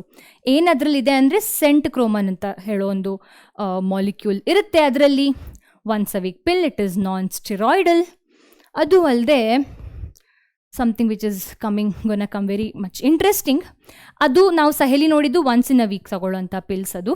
ಓಕೆ, ಅದು ಎಸ್ಟ್ರೋಜನ್ ರಿಸೆಪ್ಟರನ್ನು ಮಾಡ್ಯುಲೇಟ್ ಮಾಡಿ ಏನು ಮಾಡುತ್ತೆ, ಲೈನಿಂಗ್ ಆಫ್ ದ ಯುಟರೈನನ್ನು ಥಿನ್ ಮಾಡಿ ಪ್ರೆಗ್ನೆನ್ಸಿಯನ್ನು ಸ್ಟಾಪ್ ಮಾಡುವಂಥದ್ದು, ಇಂಪ್ಲಾಂಟೇಷನ್ ಆಗಲಿಕ್ಕೆ ಹೆಲ್ಪ್ ಮಾಡದೇ ಇರುವಂತಹ ಕೆಲಸವನ್ನು ಸಹೇಲಿ ಮಾಡಿದ್ರೆ, ಒನ್ಸ್ ಅ ವೀಕ್ ಪಿಲ್ ಮಾಡಿದ್ರೆ.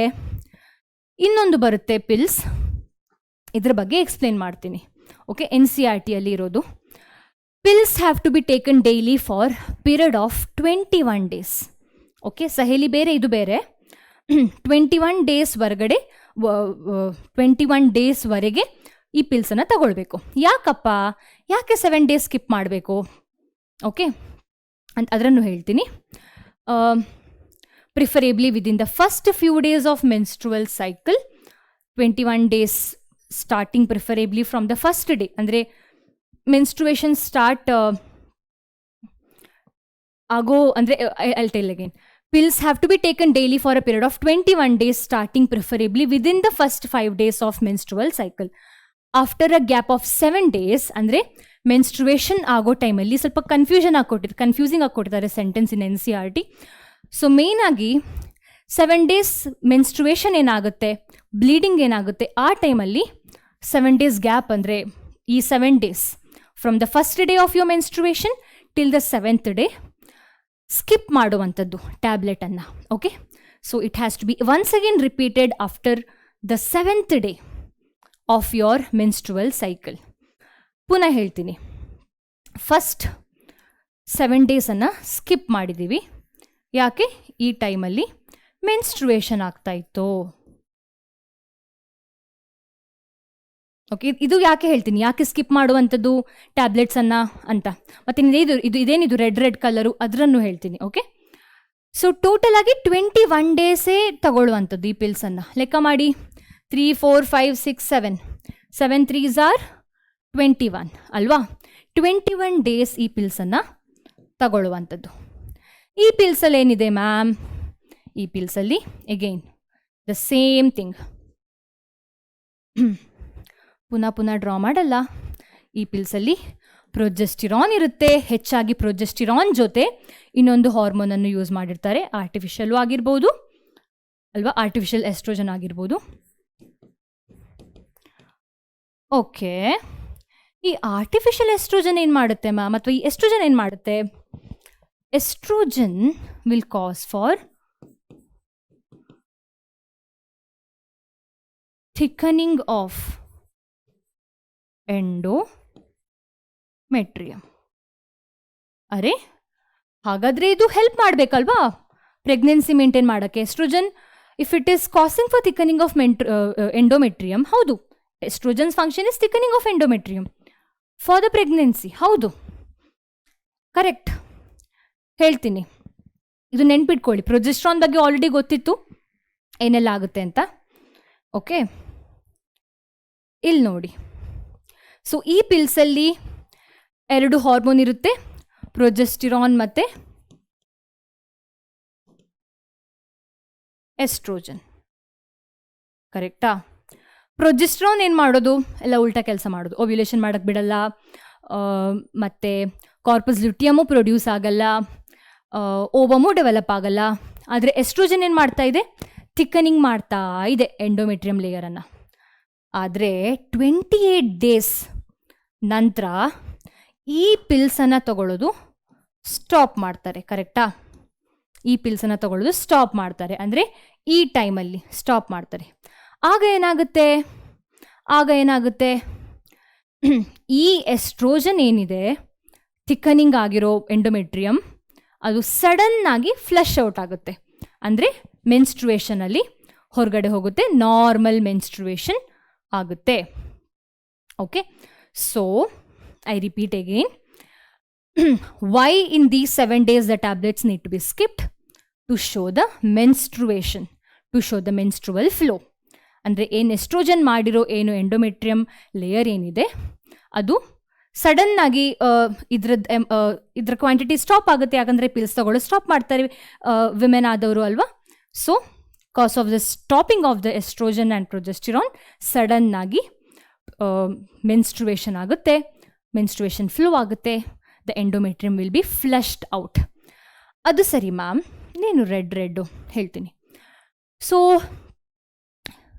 ಎಲ್ಲರೂ ಟ್ಯಾಬ್ಲೆಟ್ಸ್ ಮರೆಯೋದು ತುಂಬ ಸಹಜ.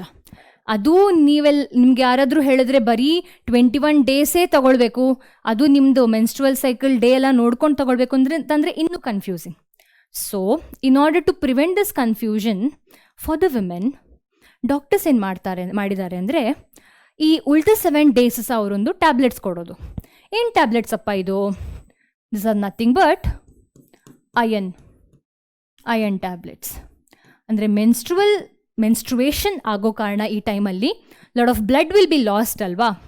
To retain it, or I can say to produce to make the more blood, iron tablets ಕೊಡುವಂಥದ್ದು ಉಳಿದ 7 ಡೇಸಲ್ಲಿ, to prevent the confusion about the pills, so that like the women can continuously keep taking the pills. Okay, question ಇದೆ ನಿಮ್ಮ ತಲೆಯಲ್ಲಿ ಗೊತ್ತು, ಇಷ್ಟೊಂದು pills ತಿಂಗಳಿಡೀ ತಗೊಂಡ್ರೆ problem ಇಲ್ವಾ ಮ್ಯಾಮ್? ಹೇಳ್ತೀನಿ.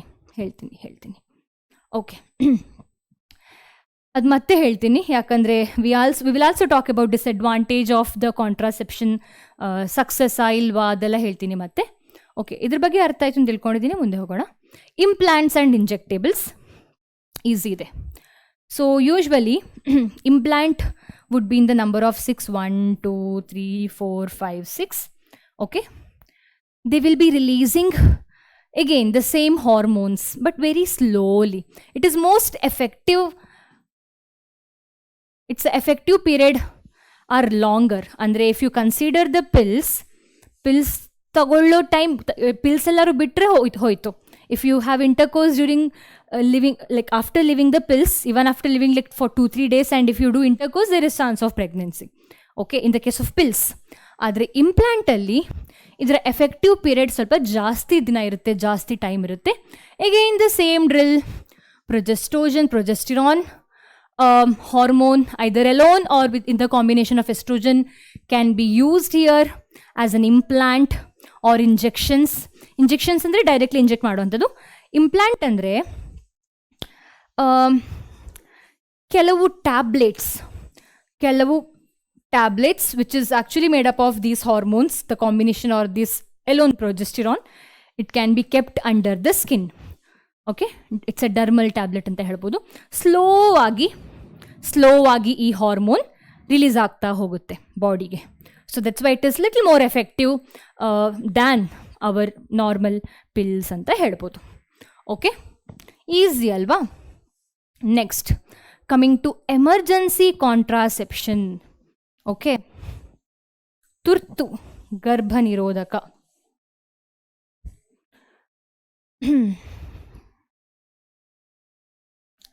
ಮಾರ್ನಿಂಗ್ ಆಫ್ಟರ್ ಪಿಲ್ ಅಂತ ಸಹ ಹೇಳ್ತಾರೆ ಇದಕ್ಕೆ. ಯಾಕಪ್ಪ ಅಂದರೆ administration of again the same thing, progesterone or progestogen estrogen combinations or IUDs within 72 hours of coitus have been found to be very effective. ಅಂದರೆ ಈ ಹಾರ್ಮೋನ್ ಅಥವಾ ಕಾಂಬಿನೇಷನ್ ಆಫ್ ದಿಸ್ ಹಾರ್ಮೋನ್ ಅನ್ನ IUD ಮೂಲಕವ ಪಿಲ್ಸ್ ಮೂಲಕವ 72 hours after the coitus ಅನ್ನು ತಗೊಂಡ್ರೆ ಇದು quick ಆಗಿ ರಿಸಲ್ಟನ್ನು ತೋರಿಸುತ್ತೆ ಅಂತ. ಸೊ ಇದ್ರ ಮೂಲಕ ನಿಮಗೆ ಅರ್ಥ ಆಗಿರ್ಬೋದು, ಇದು ಜಸ್ಟ್ ಎಮರ್ಜೆನ್ಸಿಗೋಸ್ಕರ ಅಂದರೆ ಹೀಗೆ it is just not to prevent the pregnancy but also in the case of rape case to prevent the unwanted pregnancy as well, people can go for this. So within 72 hours of coitus have been found to be very effective as emergency contraceptives, as they could be used to avoid possible pregnancy due to rape or due to other unprotected intercourse. Okay. ಇನ್ನೊಂದು ಹೆಚ್ಚಾಗಿ ಎಸ್ಟ್ರಾಡಯೋಲ್ artificial oestrogen ಆಗಿರುತ್ತೆ, ethinyl estradiol ಅಥವಾ once again LNG levonorgestrel which is again the artificial progesterone ಅಲ್ವಾ. So this can be used for the emergency purpose. ಸರಿ, ಈ 72 hours of ಕಾಯ್ಟಸ್ ಯಾಕಪ್ಪ ಅಂತ ಕೇಳಿದ್ರೆ, ಅಗೈನ್ 72 hours ಮಿನಿಮಮ್ 72 hours ಬೇಕು ಅಲ್ವಾ ಇಂಪ್ಲಾಂಟೇಷನಿಗೆ. ಸೊ ಇಂಪ್ಲಾಂಟೇಷನ್ ಮುಂಚೆನೇ ಇದನ್ನು ತಗೊಳ್ಬೇಕಾಗುತ್ತೆ. ಈ ಏನು ಹೇಳೋದು, ಏನು ಎಮರ್ಜೆನ್ಸಿ ಕಾಂಟ್ರಾಸೆಪ್ಷನ್ ಏನಿದೆ ಅದನ್ನು 72 hours ಆಫ್ ದಿ ಕಾಯ್ಟಸ್ ಅಂದರೆ ಒಂದಿನ ಒಂದಿನ ಇಂಟರ್ಕೋರ್ಸ್ ಆಗಿದ್ರೆ including that day like the next day ಅಂದರೆ ದ 72 hours ಆಫ್ ಡ್ಯೂರೇಷನ್, ಅದರ ಮುಂಚೆ ಇದನ್ನು ಈ ಹಾರ್ಮೋನ್ ಅಥವಾ ಈ ಟ್ಯಾಬ್ಲೆಟ್ ಮೂಲಕವ ಅಥವಾ IUD ಮೂಲಕವ ತಗೊಳ್ಬೇಕಾಗುತ್ತೆ. ಓಕೆ, ಯಾಕಂದರೆ 72 hours ಅಂದರೆ it is a minimum time for implantation ಮುಂಚೆನೇ ಡಿಸ್ಟ್ರಾಯ್ ಮಾಡಬೇಕಾಗುತ್ತೆ ಝೈಗೋಟನ್ನು ಅಥವಾ ಓವಮ್ ಸ್ಪರ್ಮನ್ನು. ಓಕೆ, ಸರಿ, ಏನಾಗುತ್ತೆ ma'am if individual take these contraception after 72 hours? After 72 hours of coitus ಏನಾಗುತ್ತೆ? Okay, before this 72 hours LH ಅನ್ನೋ ಲ್ಯೂಟಿನೈಸಿಂಗ್ ಹಾರ್ಮೋನ್ ಅದರ work, this is gonna help in maintaining pregnancy. Okay, till implantation.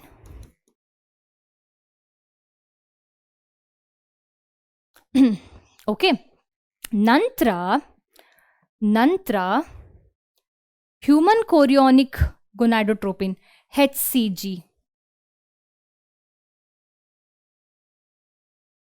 after 72 hours HCG will come to picture and they will start maintaining the pregnancy.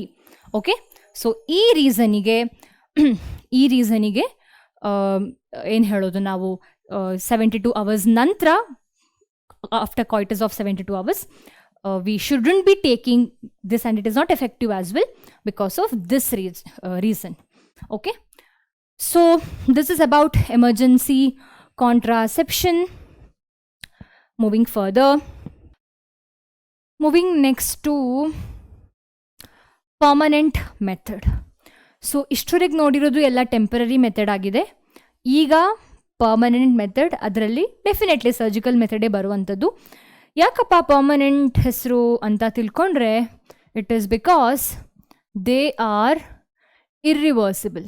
ಅಂದರೆ ಒಮ್ಮೆ ಈ ಮೆಥಡನ್ನು ಅಂದರೆ ಒಮ್ಮೆ surgical ಆಗಿ manipulation ಮಾಡಿದ್ರೆ reproductive ಆರ್ಗನನ್ನು ಮತ್ತೆ ಪುನಃ ನಾರ್ಮಲ್ ಮಾಡೋದು ತುಂಬಾ ಕಷ್ಟ ಅಥವಾ impossible. So it's a irreversible method and it will lead to sterilisation. ಅಂದರೆ ಪರ್ಮನೆಂಟ್ ಆಗಿ ಸ್ಟೆರೈಲ್ ಅಂತ ಹೇಳ್ಬೋದು, man or women whoever undergoes this type of method. Infertility ಅಂದರೆ ಇಟ್ಸ್ ಅಗೈನ್ ರಿವರ್ಸಿಬಲ್ ಅಂತ. ಇನ್ಫರ್ಟಿಲಿಟಿ ಇನ್ ಅ ಪರ್ಸನ್ ಅಂದರೆ he is not a sterile, she can still reproduce. Sterility ಅಂದರೆ he can never ಅಂತ or she can never ಅಂತ. So ಇದರ under 2 types ಇದೆ, ವ್ಯಾಸೆಕ್ಟೊಮಿ ಮತ್ತು ಟ್ಯೂಬೆಕ್ಟೊಮಿ. ವಾಸೆಕ್ಟೊಮಿ. Easy ಅರ್ಥ ಮಾಡ್ಕೊಳ್ಳೋಕ್ಕೆ. ವಾಸೆಕ್ಟೊಮಿ, ವಾಸ್ ಡಿಫ್ರೆನ್ಸಲ್ಲಿ ಏನೋ ಚೇಂಜಸ್ ಮಾಡ್ತಾರೆ.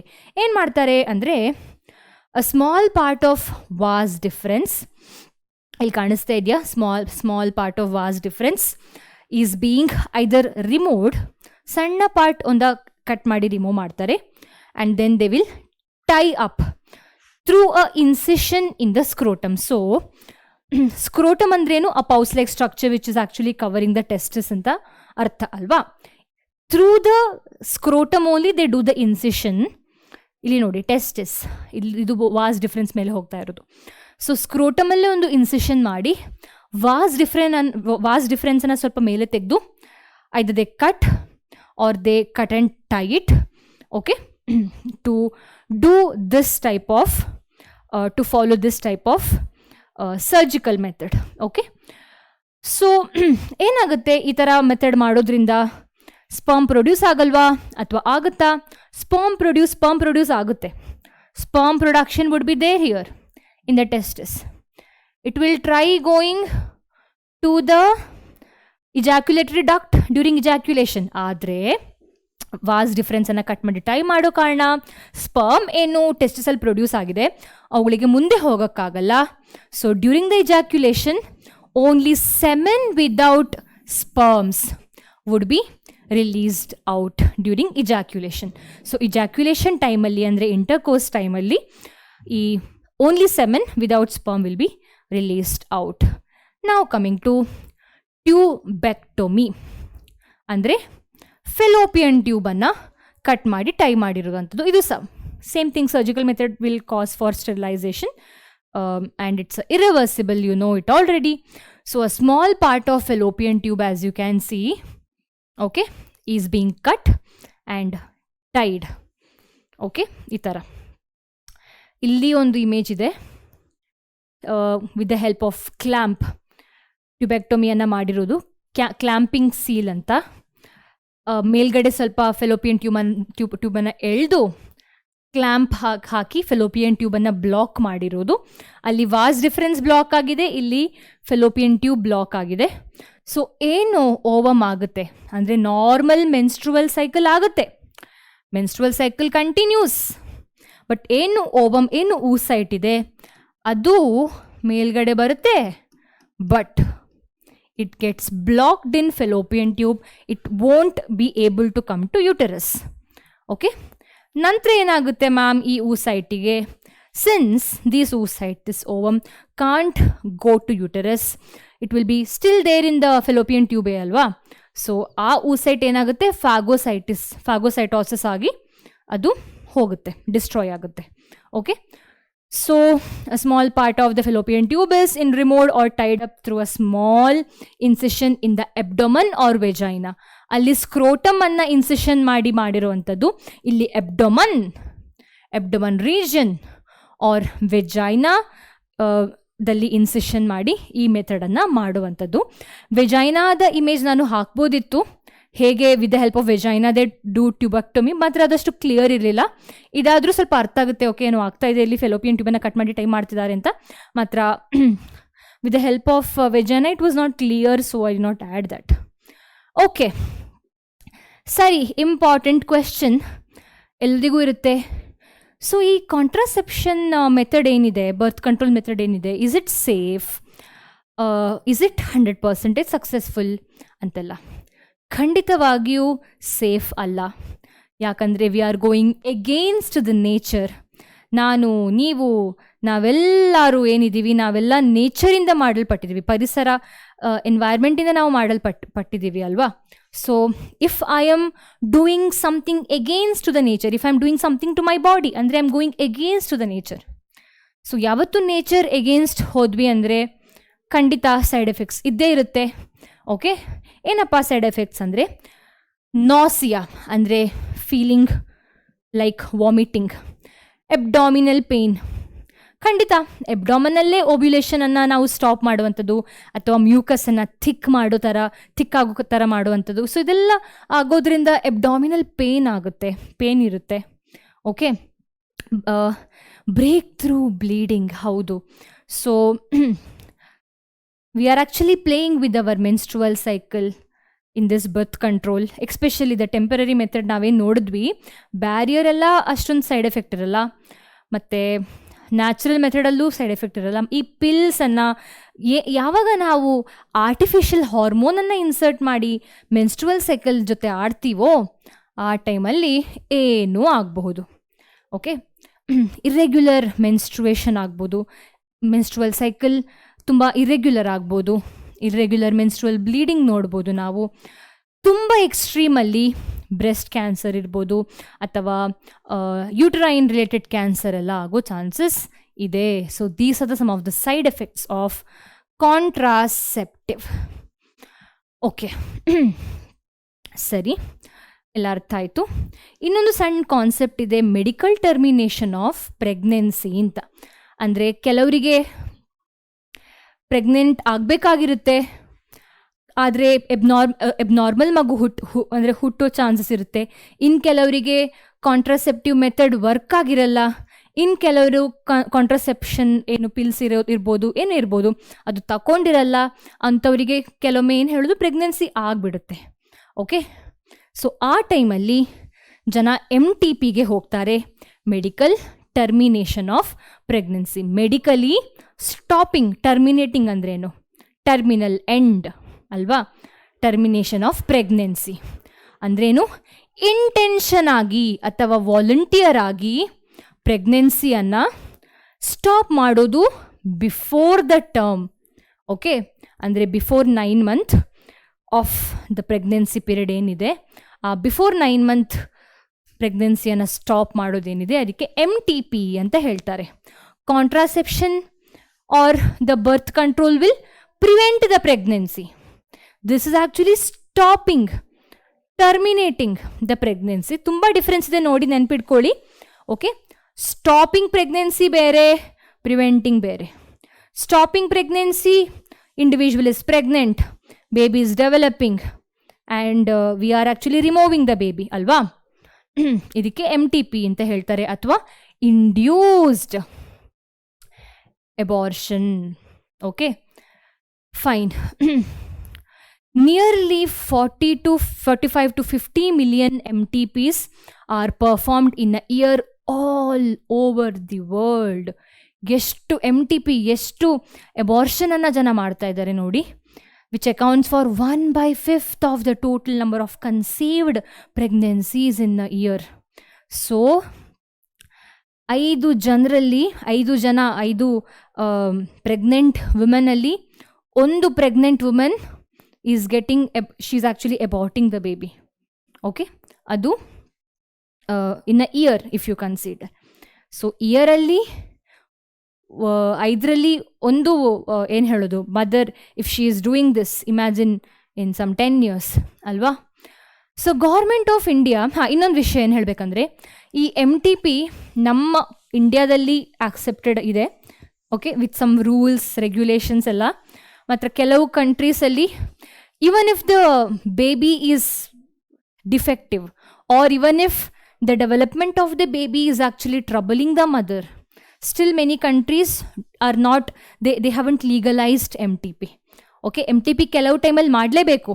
ಮಗು ಬದುಕಲ್ಲ ಅಂತ ಆಗೋವಾಗ, ಅಮ್ಮನೂ ಬದುಕಲ್ಲ ಅಂತೆಲ್ಲ ಆಗೋವಾಗ ಮಾಡಲೇಬೇಕಾಗುತ್ತೆ ಕೆಲವೊಮ್ಮೆ. Okay, so it's not like completely wrong. Okay, ಅದ್ರ ಬಗ್ಗೆನೂ ನೋಡೋಣ. So Government of India in 1971 legalized MTP with the name of MTP Act.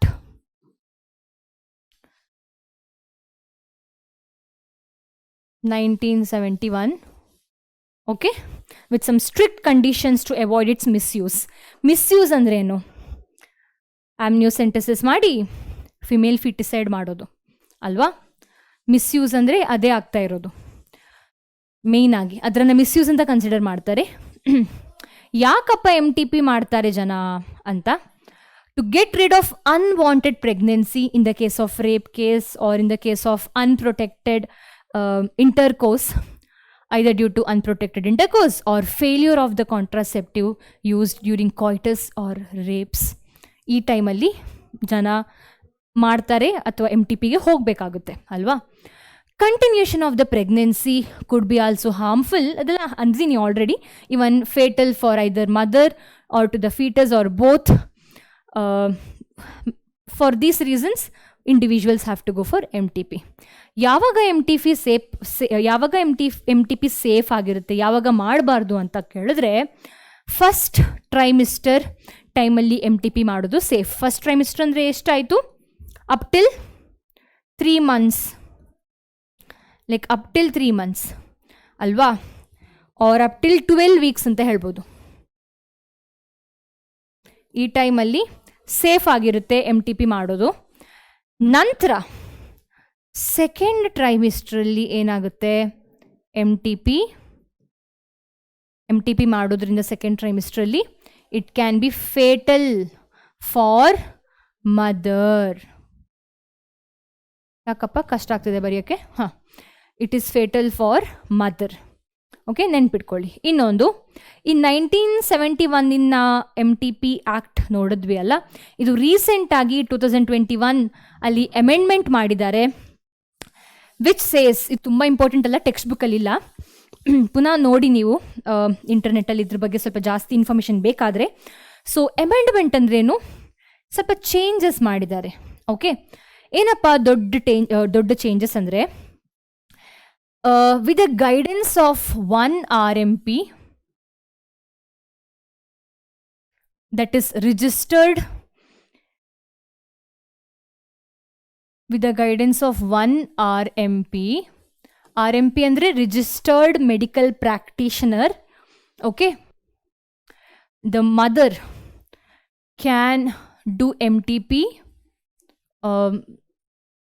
if the baby is of like 20 weeks. Okay, ಅದಲ್ಲದೆ with the guidance of to RMP registered medical practitioner ಇಬ್ಬರು ಅವರ ಸಮ್ಮತಿಯಿಂದ 24 ವೀಕಿನ MTPಯನ್ನು ಮಾಡಬಹುದು ಅಂತ government ರೀಸೆಂಟಾಗಿ amendment ಮಾಡಿದೆ. ಅದರ ಬಗ್ಗೆ ಜಾಸ್ತಿ ಇನ್ಫಾರ್ಮೇಷನ್ಗೆ please go through by yourself, because ಇದು ಇಂಟರ್ನೆಟ್ಟಲ್ಲಿಲ್ಲ. ನಾನೇನು ಇಂಪಾರ್ಟೆಂಟ್ ಅಂತ ಅನಿಸಿತು ಅದ್ರ ಬಗ್ಗೆ ನಾನು ಹೇಳಿದೆ. ಅಬೌಟ್ 2021 MTP ಅಮೆಂಡ್ಮೆಂಟ್ ಆ್ಯಕ್ಟ್ ಆಗಿರುತ್ತೆ ಇದು. ಅಮೆಂಡ್ಮೆಂಟ್ ಅಂದರೆ ಸ್ವಲ್ಪ ಚೇಂಜಸ್ ಮಾಡಿದ್ದಾರೆ ಅಂತ ಅರ್ಥ. Okay, moving further. Okay,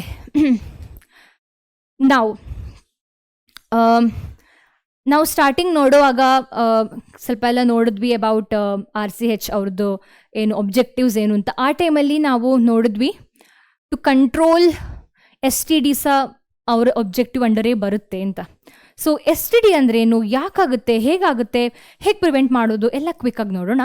STD sexually transmitted diseases, which means it can be transmitted through the means of ಏನು ಹೇಳೋದು, vaginal fluid or the seminal fluid, ಅಥವಾ in general cause of having the intercourse, unprotected intercourse ಅಂತ ಹೇಳ್ಬೋದು. Okay, STD ನೋಡಿದಾಗ ಕ್ವಿಕ್ಕಾಗಿ ಒಂದು ನೆನಪಾಯಿತು ನನಗೆ. ಒಂದು ಇಂಪಾರ್ಟೆಂಟ್ ವಿಷಯ ಆ್ಯಡ್ ಮಾಡಬೇಕಿತ್ತು. ನಾವು ಬ್ಯಾರಿಯರ್ ಮೆಥಡಲ್ಲೇನೋ ನೋಡ್ತಾ ಇದ್ವಿ ಅಲ್ವಾ, ನೆನಪಿದೆಯಾ? ಬ್ಯಾರಿಯರ್ ಮೆಥಡ್ನ ತುಂಬ ಒಳ್ಳೆ ದೊಡ್ಡ ಇಂಪಾರ್ಟೆನ್ಸ್ ಏನಪ್ಪ ಅಂದರೆ, they can prevent sexually transmitted disease because they are actually acting like a barrier between the male and female ಏನು ಹೇಳೋದು fluids as well. Okay, so cause of using the barrier method ಅಂದರೆ condom ಇರ್ಬೋದು ಅಥವಾ different types of cervical, main ಆಗಿ ಇದೆರಡು. Okay, mail and female condoms.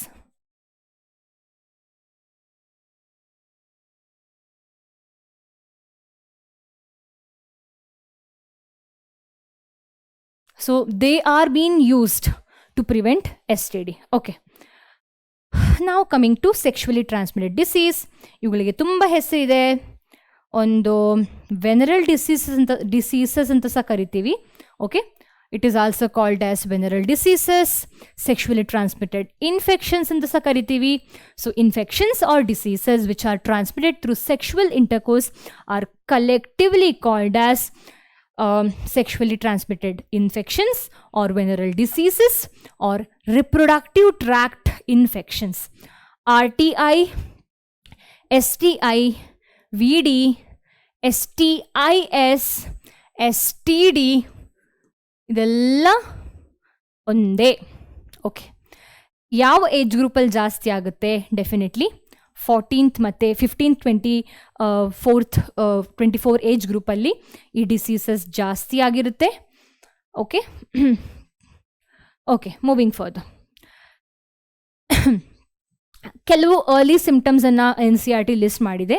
ಅಂದರೆ first of all, it will take some time for individuals to understand he or she has STD.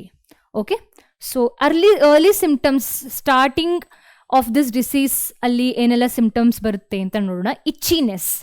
Itchiness usually in the reproductive organs near to the sex organs.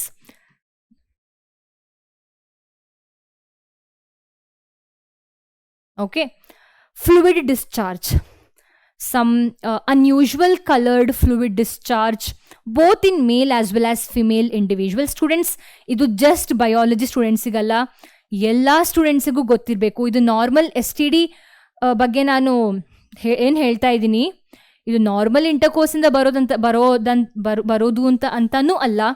ಕೆಲವು ಇದೇ ಥರದ symptoms ಇರೋ normal infections ಸಹ ಕಾಸ್ of the hygiene ಕೆಲವು ಪ್ಲೇಸಸಲ್ಲಿ ಆಗುತ್ತೆ. ಅಂದರೆ reproductive organs ಇರೋ ಏನು ಹೇಳೋದು ಲೋವರ್ ಎಬ್ಡಾಮಿನಲ್ ಪ್ಲೇಸಸಲ್ಲಿ ಆಗುತ್ತೆ.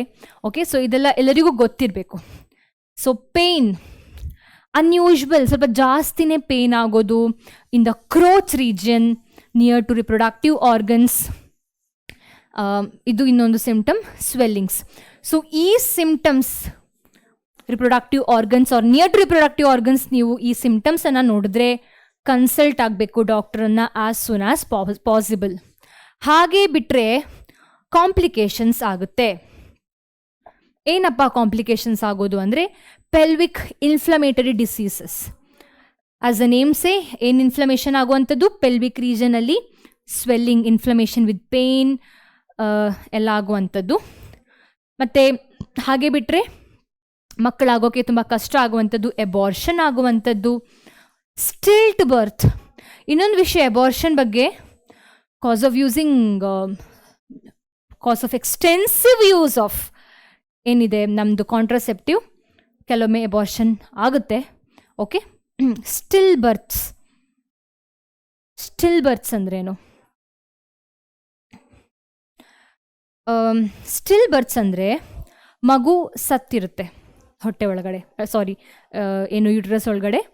So when the individual is giving birth, the baby would have already dead. Okay, ಅದಕ್ಕೆ ಸ್ಟಿಲ್ ಬರ್ತ್ಸ್ ಅಂತ ಹೇಳೋದು. ಓಕೆ, ಎಕ್ಟೋಪಿಕ್ ಪ್ರೆಗ್ನೆನ್ಸಿ ಅಂದರೆ if the implantation happens other than in the uterus. ಅಂದರೆ development of the baby if it happens other than uterus, ಅದಕ್ಕೆ ectopic pregnancies ಅಂತ ಹೇಳ್ತಾರೆ. ಅಂದರೆ implantation happens other than uterus. Infertility, ಮಕ್ಕಳಾಗೋದಿರೋ ಅಂಥದ್ದು. In the extreme condition cancer, that's cancer of, ಇದರಲ್ಲೂ ನೋಡಿದ್ದೀವಿ ನಾವು ಸೈಡ್ ಎಫೆಕ್ಟ್ಸ್ ಆಫ್ ಇದರಲ್ಲೂ ಕಾಂಟ್ರಸೆಪ್ಷನಲ್ಲೂ ಅಲ್ವಾ, ಕ್ಯಾನ್ಸರ್ ಆಗೋದು, ಬ್ರೆಸ್ಟ್ ಕ್ಯಾನ್ಸರ್ ಆಗೋದು. ಸೊ ಇಲ್ಲಿನೂ ಹಾಗೆ. ಸೊ ಜಾಸ್ತಿ ಕೇರ್ ತಗೊಳ್ಳೋದೇ ಇದ್ರೆ ಕ್ಯಾನ್ಸರ್ ಆಗುತ್ತೆ. So some of the symptoms it's shown here as well as an image. ಮುಂದೆ ಸೊ ಹೇಗಪ್ಪ ಕಂಟ್ರೋಲ್ ಮಾಡೋದು ಇದರನ್ನು, STDಯನ್ನು ಬರೋದ್ರನ್ನು ಅಂತ ಅಂದರೆ, there are steps that has been given by NCERT. Avoiding the intercourse with the unknown partner.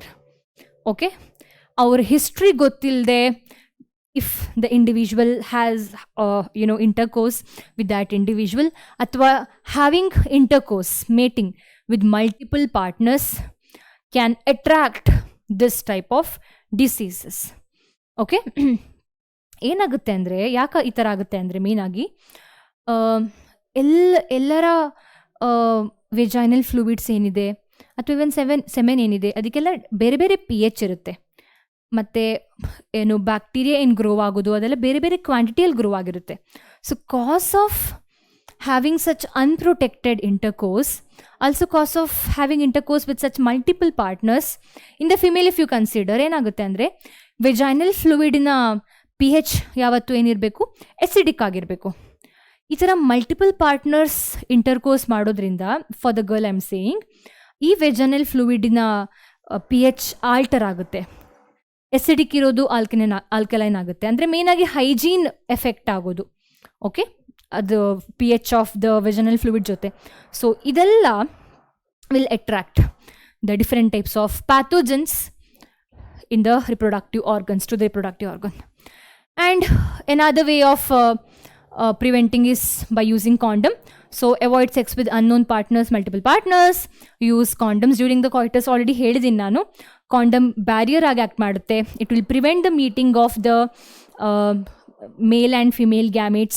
Also it will prevent the male and female reproductive organs meeting physically, alva. In case of doubt, one should go to qualified doctor for sure. Just not for the STD, ಬರೀ ಏನು ಹೇಳೋದು sex related ಡಿಸೀಸಸ್ಸಿಗಲ್ಲ, ಏನೇ swelling, rashes ಅಥವಾ pain reproductive organ ಹತ್ರ, vagina side ಇದ್ದರೆ ಅಥವಾ penis ಸೈಡಾ ಅಥವಾ ಸ್ಕ್ರೋಟಮ್ ಹತ್ರ ಏನಾದರೂ ಅನ್ಯೂಶ್ವಲಾಗಿ ಕಾಣಿಸ್ಕೊಂಡ್ರೆ ಕೂಡಲೇ ಡಾಕ್ಟ್ರ್ ಹತ್ರ ಹೋಗೋದು ಒಳ್ಳೆಯದು. ಯಾಕೆ ಅಂದರೆ ಮುಂದೆ ತುಂಬ ಕಷ್ಟ ಆಗೋ ಚಾನ್ಸಸ್ ಇರುತ್ತೆ. ಸೊ ಕಂಪ್ಲೀಟ್ ಟ್ರೀಟ್ಮೆಂಟು ಕೆಲವುದಕ್ಕೆ ಇರುತ್ತೆ. ಓಕೆ, NCERTಯಲ್ಲಿ ಕೆಲವು ಡಿಸೀಸಸ್ ಹೆಸರು ಕೊಟ್ಟಿದ್ದಾರೆ. ನಾನು ಅದಕ್ಕೆ ಪ್ಯಾಥೋಜನ್ ಹೆಸರು ಕೊಟ್ಟಿದ್ದೀನಿ. ಆ ಡಿಸೀಸಸ್ ಯಾವ ಪ್ಯಾಥೋಜನಿಂದ ಆಗುತ್ತೆ ಅಂತೆಲ್ಲ ಅಂದ್ಕೊಂಡು, starting from bacterial diseases. Okay, gonorrhoea, syphilis, chlamydiasis ಇದಿಷ್ಟು ಬ್ಯಾಕ್ಟೀರಿಯಲ್ ಪ್ಯಾಥೋಜನ್ ಇಂದ ಆಗುವಂತಹ STD ಆಗಿರುತ್ತೆ. Gonorrhoea will be caused by Neisseria gonorrhoeae. Okay, syphilis again bacterial will be caused by Treponema pallidum. Chlamydiosis by Chlamydia trachomatis. Okay, ಇದರ symptoms ಸಾಧಾರಣ ಒಂದೇ ಥರ ಇರುತ್ತೆ. Rashes ಇರುವಂಥದ್ದು, ಫ್ಲೂಯಿಡ್ ರಿಲೀಸ್ ಆಗುವಂಥದ್ದು, ಡಿಸ್ಚಾರ್ಜ್ ರಿಲೀಸ್ ಆಗುವಂಥದ್ದೆಲ್ಲ. ಪ್ರೋಟೋಝೋವಲ್ ಡಿಸೀಸಸ್ ಒಂದೇ ಇರೋದು, trichomoniasis which is caused by Trichomonas vaginalis. Viral diseases ಏನು ಕೊಟ್ಟಿದ್ದಾರೆ ನಿಮ್ಮ ಟೆಕ್ಸ್ಟ್ ಬುಕ್ಕಲ್ಲಿ, genital warts caused by papilloma virus. This can lead to cancer my dear students. Okay, this particular virus later can lead to cancer as well. Genital herpes by herpes simplex virus type 2, or you can write type 2 herpes simplex virus. ಮತ್ತೆ hepatitis B ಅಂತೂ ಗೊತ್ತು ಎಲ್ರಿಗೂ. There are different types of hepatitis A, B, C, D, E. ಅದರಲ್ಲಿ ಕೆಲವು ಮಾತ್ರ will be able to cause STD. One important among all of those is hepatitis B. ಕೆಲವು it can spread through contaminated water and food. Okay, ಇನ್ನೊಂದು HIV common, HIV AIDS ಅಂತ ಕರಿತೀವಿ. HIV is the virus that is able to cause the disease. AIDS is the disease that is able to cause of the HIV. Human immunodeficiency virus is HIV that is causing AIDS. AIDS is acquired immunodeficiency syndrome. ಈ ಮೂರು ಏನಿದೆ, ಈ ಮೂರು HIV, hepatitis B ಮತ್ತು genital herpes. This is not curable. Okay, according to NCERT ಹೇಳ್ತಾ ಇದ್ದೀನಿ. NCERTಯ ಪ್ರಕಾರ ಇದು ಕ್ಯೂರೇಬಲ್ ಅಲ್ಲ. ಅಕಾರ್ಡಿಂಗ್ ಟು WHO ಅವರು ಇದ್ರ ಬಗ್ಗೆ ಹೇಳಲ್ಲ. WHO ಅವರು ಇದು 4 ಕ್ಯೂರ್ ಮಾಡ್ಬೋದು ಅಂತ ಹೇಳ್ತಾರೆ. NCERTಯಲ್ಲಿಲ್ಲ ಈ WHO ವಿಚಾರ. Okay, fine. Coming to infertility. ಸಿಂಪಲಾಗಿ ಹೇಳಬೇಕಾದ್ರೆ ಮಕ್ಕಳಾಗದೇ ಇರುವಂಥದ್ದು, ಪರ್ಮನೆಂಟ್ ಆಗಿ ಅಲ್ಲ, ಇದು ರಿವರ್ಸಿಬಲ್, ಯಾವುದೋ ಒಂದು ಕಾರಣದಿಂದಾಗಿ ಮಕ್ಕಳಾಗದಿರುವಂಥದ್ದು. ಓಕೆ, ಅದಕ್ಕೆ ಇನ್ಫರ್ಟಿಲಿಟಿ ಅಂತ ಹೇಳ್ತಾರೆ. So inability to give birth or inability to conceive, ಒಂದ ಮಕ್ಕಳಾಗದಿರುವಂಥದ್ದು ಅದು ತಂದೆಯ ಕಾರಣದಿಂದ ಇರ್ಬೋದು, ತಾಯಿಯ ಕಾರಣದಿಂದಲೂ ಇರ್ಬೋದು, ಅಥವಾ conceive like not able to carry the baby. Okay, ಯುಟ್ರಸ್ಸಲ್ಲಿ ಸರಿಯಾದ ಕಂಡೀಷನ್ ಇರಲ್ಲ ಕೆಲವು ಮದರಲ್ಲಿ, ಕಾಸ್ ಆಫ್ ಡಿಫರೆಂಟ್ ರೀಸನ್ ಅಂತೂ ಈಗ ಇನ್ನೂ ಜಾಸ್ತಿ ಆಗಿದೆ. ಕಾಸ್ ಆಫ್ ಅವರ್ ಪ್ರೆಸೆಂಟ್ ಏನು ಲೈಫ್ ಸ್ಟೈಲ್ ಎಲ್ಲ ಏನಿದೆ. So reasons can be physical ಅಂದರೆ ರಿಪ್ರೊಡಕ್ಟಿವ್ ಆರ್ಗನ್ ಸ್ವಲ್ಪ ಆಲ್ಟರ್ ಆಗಿರುವಂಥದ್ದು, ಯುಟರಸ್ ಸ್ವಲ್ಪ ಆಚೀಚೆ ಆಗಿರುವಂಥದ್ದು. Okay, congenital cause of the genetics only, ಏನು ಹೇಳೋದು, ಕಷ್ಟ ಆಗುವಂಥದ್ದು for the giving birth to the young ones ಅಲ್ವಾ. ಡಿಸೀಸಸ್, ಈಗಷ್ಟೇ ಕೆಲವು ಡಿಸೀಸಸ್ ನೋಡಿದ್ವಿ, ಕೆಲವು STDs, ಆ STDsinದಾಗಿ ಅಬಾರ್ಷನ್ ಅಂತ ನೋಡಿದ್ವಿ. ಅದೇ ಥರ ಇನ್ಫರ್ಟಿಲಿಟಿ ಸಹ ನೋಡಿದ್ವಿ. ಸೊ ತುಂಬ ಡಿಸೀಸಸ್ ಸರಿಯಾಗಿ ಟ್ರೀಟ್ ಆಗಿಲ್ಲ ಅಂತ ಆದರೆ it will lead to infertility. ಮತ್ತು ಡ್ರಗ್ಸ್, ಕೆಲವು medicines it won't support to have a baby in the uterus or to give a birth. So ಅದಕ್ಕೆ ಪ್ರೆಗ್ನೆನ್ಸಿ ಟೈಮಲ್ಲಿ doctors will recommend not to have any drugs. ಕೆಮ್ಮ, ಶೀತ, ಜ್ವರ ಏನು ಬಂದರೂ paracetamol ಹಾಗೆಲ್ಲ ತಗೊಳ್ಳೋ ಹಾಗಿಲ್ಲ ಅಂತ ಅಂದ್ಕೊಂಡು. Okay, only with the doctor's prescription people are suppose to take the drugs medicines. ಅಲ್ಲದೆ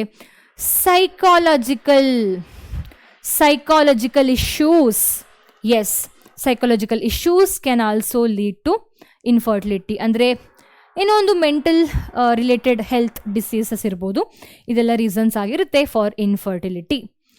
ಓಕೆ, ಅದಲ್ಲದೆ ಇಲ್ಲಿ ಬೇರೆಲ್ಲ ಕೊಟ್ಟಿದ್ದಾರೆ, ಮೇಯ್ನಾಗಿ NCERT ಪ್ರಕಾರ ಇದಿಷ್ಟು. ಓಕೆ, ತುಂಬ ಜನರಲ್ ಆಗಿರೋ ಚಾಪ್ಟರ್, ಈಸಿ ಇದೆ. ನನಗೆ ಅಂತೂ ನೆನಪಿರೋ ಪ್ರಕಾರ ನಾನು 12th ಈ ಚಾಪ್ಟರನ್ನು ನಾನು ಬರೀ ಕಾಂಟ್ರಾಸೆಪ್ಟಿವ್ ಪಾರ್ಟ್ ಮಾತ್ರ ನೋಡಿದ್ದೆ. ಅಂದರೆ ನಂಗೆ ನೆನಪಿರೋ ಪ್ರಕಾರ ಒಂದು ಸ್ವಲ್ಪ ಇನ್ಫರ್ಟಿಲಿಟಿ ಬಗ್ಗೆ ಜಿಫ್ಟ್ ಅದೆಲ್ಲ ಸ್ವಲ್ಪ ಓದ್ಕೊಂಡು ಹೋಗಿದೆ. ಅದು ಬಿಟ್ಟರೆ ಕಾಂಟ್ರಾಸೆಪ್ಟಿವ್ ಮೆಥಡ್ ನೋಡ್ಕೊಂಡು ಹೋಗಿದೆ. ಬೇರೆ ಏನು ಅಷ್ಟೊಂದು ಅಗತ್ಯ ಇಲ್ಲ, ಯಾಕಂದರೆ ಎಲ್ಲ ಜನರಲ್ ಟಾಪಿಕ್ ಆಗಿರೋದು. ಓಕೆ, ಹಾಂ, ಸೊ ಏನೇ ಇರಲಿ, ಈ ಥರ ಇನ್ಫರ್ಟಿಲಿಟಿ ಇದ್ದರೂ thanks to our technology, thanks to our science, medical science, ಈ ಥರ ಕರೆಕ್ಷನ್ಸನ್ನು ಮಾಡ್ಬೋದು. That is however where such corrections are not possible, the couples could be assisted to have a children with the help of special techniques. ಅದಕ್ಕೆ ART ಅಂತ ಕರಿತೀವಿ. ART ಅಂದ್ರೇನು? Assisted reproductive technology. Okay, so ಈಗ ನಾನೇನೆಲ್ಲ ಇಲ್ಲಿ reasons ಹೇಳಿದೆ, ಈ reasons rectify ಆಗದಿದ್ದರೂ ಆರ್ಟ್ ಮೂಲಕ, ಅಸಿಸ್ಟೆಡ್ ರಿಪ್ರೊಡಕ್ಟಿವ್ ಟೆಕ್ನಾಲಜಿ ಮೂಲಕ ಮಕ್ಕಳಾಗಬಹುದು. ಸೊ ಏನು ಆರ್ಟ್ ಅಂಡರ್ ಏನೆಲ್ಲ ಬರುತ್ತೆ ಅಂತ ನೋಡೋಣ.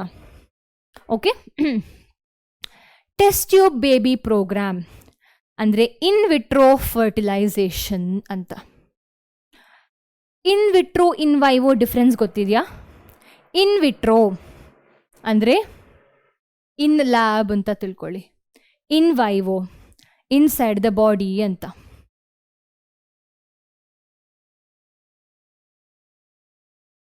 ಓಕೆ, ಹಾಂ. ಸೊ ಏನಪ್ಪ ಇನ್ ವಿಟ್ರೋ ಫರ್ಟಿಲೈಸೇಷನ್ ಅಂದರೆ like I'll be explaining little bit in detail. Okay, ಇಲ್ಲ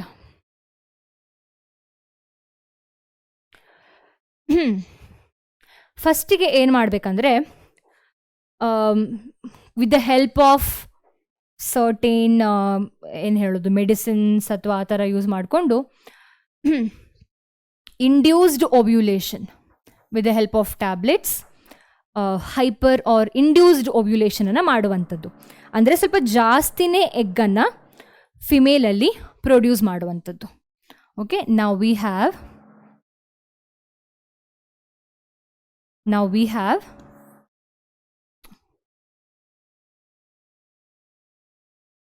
egg. Okay, ovum. We have mini ovum which we got from super ovulation or induced ovulation. Okay, ova anta baritini. We have ova. ಈ ಓವಕ್ಕೆ ಏನು add ಮಾಡೋದು? ಸ್ಪರ್ಮನ್ನು add ಮಾಡುವಂಥದ್ದು. ಇದೇನು? Sperm ಅಲ್ವಾ? ಏನಾಯಿತು? ಇದರ ಹೊರಗಡೆ ಆಗ್ತಾ ಇರೋದಲ್ವಾ? So this is in vitro fertilisation. IVF, in vitro fertilisation, ಅಥವಾ ಟೆಸ್ಟ್ ಟ್ಯೂಬ್ ಬೇಬಿ ಪ್ರೋಗ್ರಾಮ್ ಅಂತ ಬರೆಯೋಣ.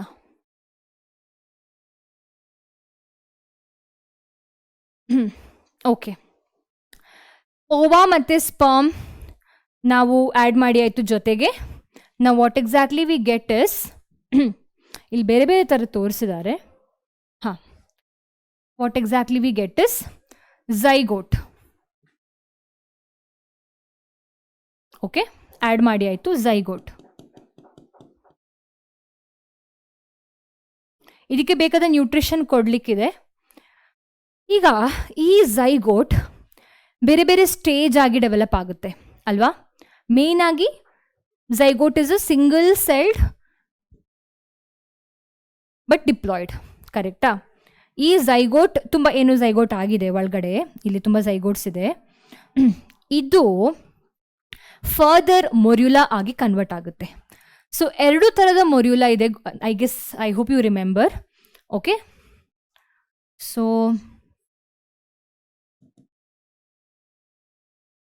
ಮೊರ್ಯುಲಾ, ನಾವು ಮೊರ್ಯುಲಾದ ಬಗ್ಗೆ ಮಾತಾಡುವಾಗ you remember we have written 8 to 16 celled or blastomere staged morula ಅಂತ ಅಂದ್ಕೊಂಡು ಅಲ್ವಾ? ಸೊ 8 ಬ್ಲಾಸ್ಟೋಮಿಯರ್ ಇರೋ ಅಂಥದ್ದು, ಅಥವಾ 8 ಸೆಲ್ಡ್ ಅಂತ ಬರಿತೀನಿ. ಇನ್ನೊಂದು 16 ಸೆಲ್ಡ್.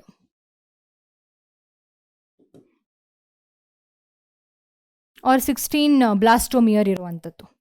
ಓಕೆ, ಈ 8 ಬ್ಲಾಸ್ಟೋಮಿಯರ್ ತುಂಬ ಚಿಕ್ಕದು ಅಲ್ವಾ? ಇದು ಇನ್ನೂ ರೆಡಿ ಆಗಿಲ್ಲ ಇಂಪ್ಲಾಂಟೇಷನಿಗೆ. ಇಂಪ್ಲಾಂಟೇಷನ್ ಎಲ್ಲ ಆಗಬೇಕು, ಯೂಟರಸ್ ಎಲ್ಲ ಆಗಬೇಕು. ಓಕೆ, ಇದ್ರನ್ನ ಏನು ಮಾಡ್ತಾರಂದರೆ, this ಮೊರ್ಯುಲಾ, this embryo which is in the morula stage will be transported to the fallopian tube.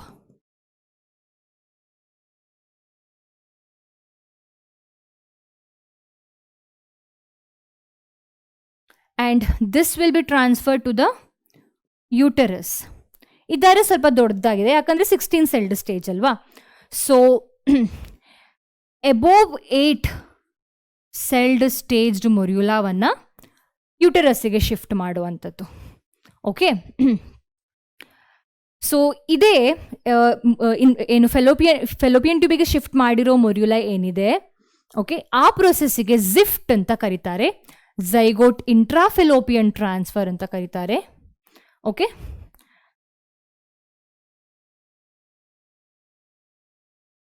Zygote intra fallopian tube transfer ಅಂತ ಕರೀತಾರೆ. Okay, that the zygote, this embryo has been transferred inside the fallopian tube. So zygote intra fallopian tube transfer ಅಥವಾ ಝಿಫ್ಟ್ ಅಂತ ಕರೀತಾರೆ.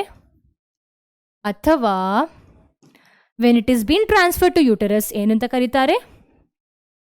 Uterus ಇಲ್ಲಿದೆ ನೋಡಿ, intra uterine transfer ಅಂತ ಕರೀತಾರೆ. Intra uterine transfer, intra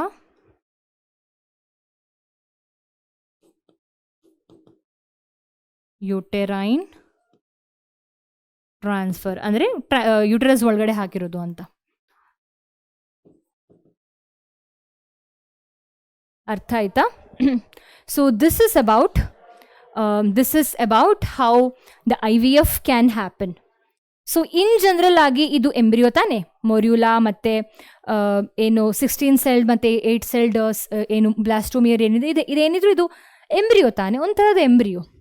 so ಇದಕ್ಕೆ ಏನು ಕರೆಯೋದು? ಎಂಬ್ರಿಯೋ ಟ್ರಾನ್ಸ್ಫರ್ ಅಂತ ಕರೀತಾರೆ. ಓಕೆ, ET, ಎಂಬ್ರಿಯೋ ಟ್ರಾನ್ಸ್ಫರ್ ಅಂತ. Embryo transfer. Okay, so basically test tube baby programme ಅಂದರೆ ಇನ್ ವಿಟ್ರೋ ಫರ್ಟಿಲೈಸೇಷನ್ ಅಲ್ಲಿ ಏನೆಲ್ಲ ಆಗಬೇಕು? First fusion of male and female. ನಾವು ಇಲ್ಲಿ ಮೇಲ್ ಆ್ಯಂಡ್ ಫಿಮೇಲ್ ಗ್ಯಾಮೆಟ್ ಅಂತ ಅಂದಾಗ ಇನ್ನೊಂದು ವಿಷಯ ಇದೆ. ಈ ಸ್ಪರ್ಮ್ ಯಾರ ಸ್ಪರ್ಮ್ ಆಗಿರುತ್ತೆ? Either it is of husband or it is of male donor ಅಲ್ವಾ? ಅದೇ ಥರ ಇಲ್ಲಿ ಓವಾ ಏನಿದೆ ಇದು ಒಂದು ವೈಫ್ ಇದಾಗಿರುತ್ತೆ. ಹಸ್ಬೆಂಡ್ ಆ್ಯಂಡ್ ವೈಫ್ ಯಾರು ಟ್ರೈ ಮಾಡ್ತಾ ಇದ್ದಾರೆ for the pregnancy to happen, ಅಥವಾ ಫಿಮೇಲ್ ಡೋನರ್ ಇದಾಗಿರುತ್ತೆ. ಓಕೆ, ಸೊ ಈ ಥರ ಫ್ಯೂಷನ್ ಮಾಡಿ ಝೈಗೋಟ್ ಏನಾಗಿದೆ ಅದು ಸ್ವಲ್ಪ ಎಂಬ್ರಿಯೋ ಟೈಪ್ ಆಗುವಾಗ, ಅದರ ಸೆಲ್ಸ್ ಸ್ವಲ್ಪ ಡಿವೈಡ್ ಆಗ್ತಾ ಇರುವಾಗ ಎಂಬ್ರಿಯೋ ಟ್ರಾನ್ಸ್ಫರ್ ಮಾಡುವಂಥದ್ದು. ಯಾವ ಥರದ embryo transfer? Either it is been put to fallopian tube or it is been put in to uterus. Okay, so ಅರ್ಥ ಆಯಿತು ಅಂತ ಅಂದ್ಕೊಂಡಿದ್ದೀನಿ. ಇನ್ನೊಂದು ವಿಷಯ ಏನಂದರೆ, ಕೆಲವೊಮ್ಮೆ ಏನಾಗುತ್ತಂದರೆ ಎಂಬ್ರಿಯೋ ಇನ್ ವೈವೋ ಆಗಿ ಪ್ರೊಡ್ಯೂಸ್ ಆಗಿರುತ್ತೆ. ಅಂದರೆ ಯುಟರಸ್ ಏನು ಹೇಳ್ತಾರೆ, ಎಂಬ್ರಿಯೋ ಎಲ್ಲ ಪ್ರೊಡ್ಯೂಸ್ ಆಗಿರುತ್ತೆ inside the body of the female. Okay, in vivo fertilisation ಆಗಿರುತ್ತೆ. Fusion of male and female gamete would be happening already inside the mother's body. ಆದರೆ she is not good in, she won't be able to conceive. Okay, fusion of male and gamete body of the female ಅಲ್ಲ ಆದಮೇಲೆ ಈ fertilisation ಆಗಿರೋ ಏನು embryo ಇದೆ ಅದರನ್ನು further ಆಗಿ ಈ ಥರ ಏನು ಹೇಳೋದು, ಇನ್ ವಿಟ್ರೋ ಆಗಿ ಫರ್ದರ್ ಡೆವಲಪ್ಮೆಂಟ್ ಮಾಡಬಹುದು. Okay, so that's what is been told. Embryos formed in vivo fertilisation also could be used for such a transfer to assist those females who can't conceive. So one who can't conceive but who is able to produce the female gametes, she can go for in vivo fertilization and she can later use this technique for conceiving. Okay, ಅಥವಾ ಸರೋಗೆಸಿ ಎಲ್ಲ ಗೊತ್ತಿದೆ. ಸರೋಗೆಸಿ ಬಗ್ಗೆ text ಬುಕ್ಕಲ್ಲಿ ಏನೂ ಹೇಳಿಲ್ಲ.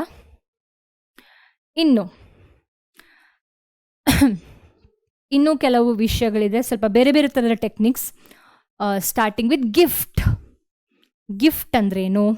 Gamete intrafallopian tube. Gamete intrafallopian tube. Okay, fallopian tube ಒಳಗಡೆ gamete ಹಾಕ್ತಾ ಇದ್ದಾರೆ. ಮೇಲ್ ಗ್ಯಾಮೆಟ್ ಹಾಕ್ತಾ ಇದ್ದಾರಾ? ಇಲ್ಲ ಅಲ್ವಾ? ಯಾವ ಗ್ಯಾಮೆಟ್ ಹಾಕ್ತಿದ್ದಾರೆ ಇಲ್ಲಿ? ಫಿಮೇಲ್ ಗ್ಯಾಮೆಟೇ ಹಾಕ್ತಿದ್ದಾರೆ. ಯಾಕೆ ಹಾಕ್ತಿದ್ದಾರೆ? Because this female, transfer of the ovum collected from a donor into the fallopian tube of another female who want to conceive. So, but this lady, this person cannot produce an ovum. She can't produce a healthy ovum, but can give the suitable environment for the fertilization, okay, and for the development. So gamete ಅರ್ಥ ಮಾಡಿಸ್ತೀನಿ. GIFT ಅಂದ್ರೇನು? Gamete intrafallopian transfer. Gamete intrafallopian transfer ಅಂದ್ರೇನು? Gamete is getting transferred inside the fallopian tube.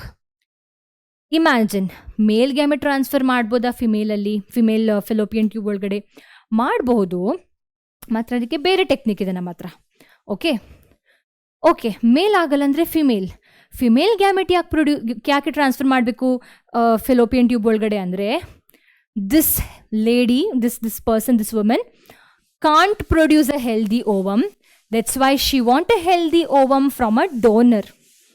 Okay, so ಆ ovum ಅನ್ನ ಅವಳ fallopian ಟ್ಯೂಬಿಗೆ ಹಾಕೊಂಡು, through definitely well experience professional, they will be putting into her fallopian tube, because fertilization ಅನ್ನ ಅವಳ uterus, ಅವಳ reproductive organs ಮಾಡಬಹುದು. Okay, so that's why the ovum from the donor is being taken inside the fallopian tube of the mother. Okay, now coming to ICSI, intra cytoplasmic sperm injection. Intra andrenu inside. Okay, cytoplasmic ಗೊತ್ತು. ಯಾವ cytoplasmic ಇದು? ಸ್ಪಾಮಿನ okay sorry ಹೇಳ್ತೀನಿ, intracytoplasmic sperm injection. So basically sperm is getting injected, okay, inside the cytoplasm. That's what it means ಅಲ್ವಾ, intracytoplasmic sperm injection. Sperm is getting injected into cytoplasm. Okay, so ಏನಾಗುತ್ತೆ ಇಲ್ಲಿ ಅಂದರೆ, ಇಲ್ಲೇ ಇದೆ ನೋಡಿ, embryo produced in the lab by injecting sperm into a ovum. So ಈಗಷ್ಟೇ ನಾನು ಅಂದೆ, ಫರ್ಟಿಲೈಸೇಷನ್ ಆಗಬೇಕಾದ್ರೆ with the help of male gamete there is some different technique ಅಂತ ಅಂದ್ಕೊಂಡು, ಅದು ICSC. ಏನು ICSC ಅಂದರೆ ಇಂಟ್ರಾಸೈಟೋಪ್ಲಾಸ್ಮಿಕ್ ಸ್ಪರ್ಮ್ ಇಂಜೆಕ್ಷನ್. ಓವಮಿನ ಸೈಟೋಪ್ಲಾಸಮ್ ಒಳಗಡೆ ಸ್ಪರ್ಮ್ ಅನ್ನು ಇಂಜೆಕ್ಟ್ ಮಾಡುವಂಥದ್ದು ಇಂಟ್ರಾಸೈಟೋಪ್ಲಾಸ್ಮಿಕ್ ಸ್ಪಾಮ್ ಇಂಜೆಕ್ಷನ್. ಓಕೆ, ಇನ್ನಿದೆ ಆರ್ಟಿಫಿಷಿಯಲ್ ಇನ್ಸೆಮಿನೇಷನ್. ಆರ್ಟಿಫಿಷಿಯಲ್ ಇನ್ಸೆಮಿನೇಷನ್ ಅಂದ್ರೇನು? ಆರ್ಟಿಫಿಷಿಯಲ್ ಆಗಿ ಇನ್ಸೆಮಿನೇಷನ್ ಮಾಡುವಂಥದ್ದು. ಸೊ ನಾನಾಗ ಅಂದಿರೋದು ಇದ್ರ ಬಗ್ಗೆ, ಜಿಫ್ಟ್ ಗ್ಯಾಮೆಟ್ ಇಂಟ್ರಾಫೆಲೋಪಿಯನ್ ಟ್ಯೂಬ್ ಅಂತಂದಾಗ ಯಾವ ಗ್ಯಾಮೆಟ್, ಮೇಲ್ ಗ್ಯಾಮೆಟಿಗೆ ಬೇರೆ ಟೆಕ್ನಿಕ್ ಇದೆ ಅಂದರೆ ಅಲ್ಲ, ಮೇಲ್ ಗ್ಯಾಮೆಟಿಗೆ ಈ ಟೆಕ್ನಿಕ್ ಇರೋದು, ಆರ್ಟಿಫಿಷಿಯಲ್ ಇನ್ಸೆಮಿನೇಷನ್ ಇರುವಂಥದ್ದು. So artificially the semen that is collected from the donor or maybe from the husband only, okay, healthy donor or husband, is artificially introduced into the vagina or uterus directly. Okay, vagina, if in case if the semen is being introduced into vagina, it is a normal artificial insemination alva.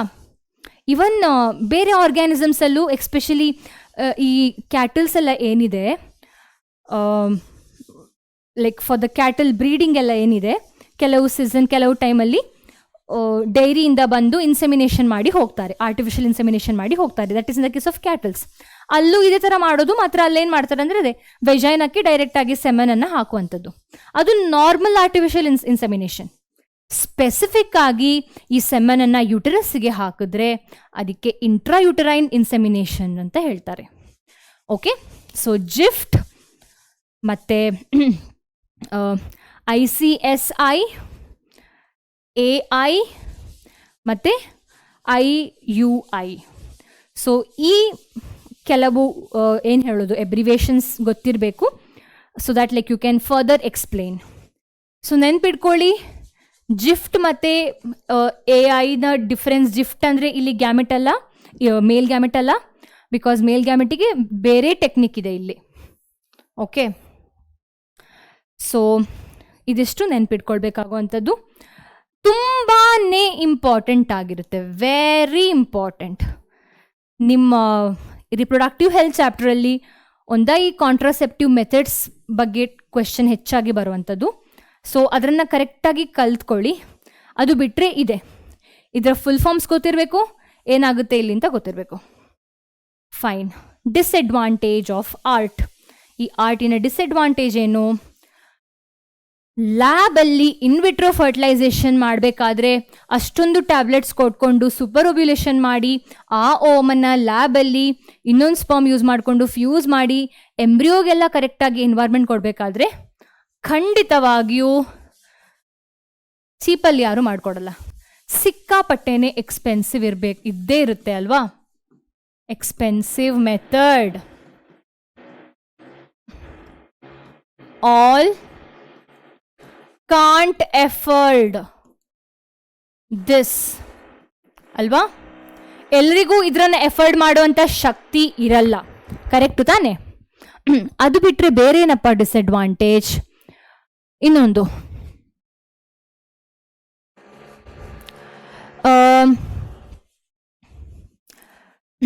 only few centers, if you consider India, only few centers will do this art. ಎಲ್ಲ ಹಾಸ್ಪಿಟಲಲ್ಲಿ ಎಲ್ಲ ಕಡೆ ಏನು ಹೇಳೋದು ಇನ್ ಬಿಟ್ರೋ fertilisation ಮಾಡಲ್ಲ. Okay, because ಅಂಥ equipments ಎಲ್ಲ ಇರಬೇಕಲ್ವ. So ಅದು ಇರಲ್ಲ ಎಲ್ಲ ಕಡೆ. ಓಕೆ, ಅದು ಬಿಟ್ಟರೆ ಬೇರೆ ಏನಪ್ಪ ಅಂದರೆ there is also high chance of ಅದು ಮೂವಿತ್ತು ಹಿಂದಿಲಿ, ಮರ್ತೋಯ್ತು ನನಗೆ ಯಾವುದು ಅಂತ. ನಮ್ಮ AR ರೆಹಮಾನ್ ಅವ್ರದ್ದು ಮ್ಯೂಸಿಕ್. ಅದರಲ್ಲಿ it was about surrogacy. So movie ಕತೆ ಹೇಳಿದ್ರೆ ಟೈಮ್ ವೇಸ್ಟ್ ಆಗುತ್ತೆ, ಓಕೆ ಬಿಡಿ. ಸೊ ಗೊತ್ತಿರ್ಬೋದು ತುಂಬ ಜನರಿಗೆ ನಾನು ಯಾವುದ್ರ ಬಗ್ಗೆ ಹೇಳ್ತಾ ಇದ್ದೀನಿ ಅಂತ. ಒಂದು movie, it was about surrogacy and that girl had lot of dreams. She had to you know for the sake of money ಅವಳು ಸರೋಗೇಟ್ ಮದರ್ ಆಗ್ತಾಳೆ. ಮಾತ್ರ when the baby was about to come out, the real parents ಹೇಳ್ತಾರೆ ಇಲ್ಲ ನಮಗೆ ಬೇಡ ಮಗು, ಅದಕ್ಕೇನೋ problem ಇದೆ ಅಂದ್ಕೊಂಡು. So that like so surrogacy is also something related to this ಅಲ್ವಾ, ಇದೆ ಅಲ್ವಾ. ಯಾಕಂದರೆ ಮೇಲ್ ಫಿಮೇಲ್ ಗ್ಯಾಮೆಟನ್ನು ಕಲೆಕ್ಟ್ ಮಾಡಿಕೊಂಡು ಕನ್ಸೀವಿಗೋಸ್ಕರ ಇನ್ನೊಂದು ಫಿಮೇಲ್ ಬಾಡಿನ ತಗೊಳ್ಳುವಂಥದ್ದು. So there is also high chance of either defective embryo or baby produce ಆಗುವಂಥದ್ದು, ಇಲ್ಲಾಂದರೆ high chance of failure.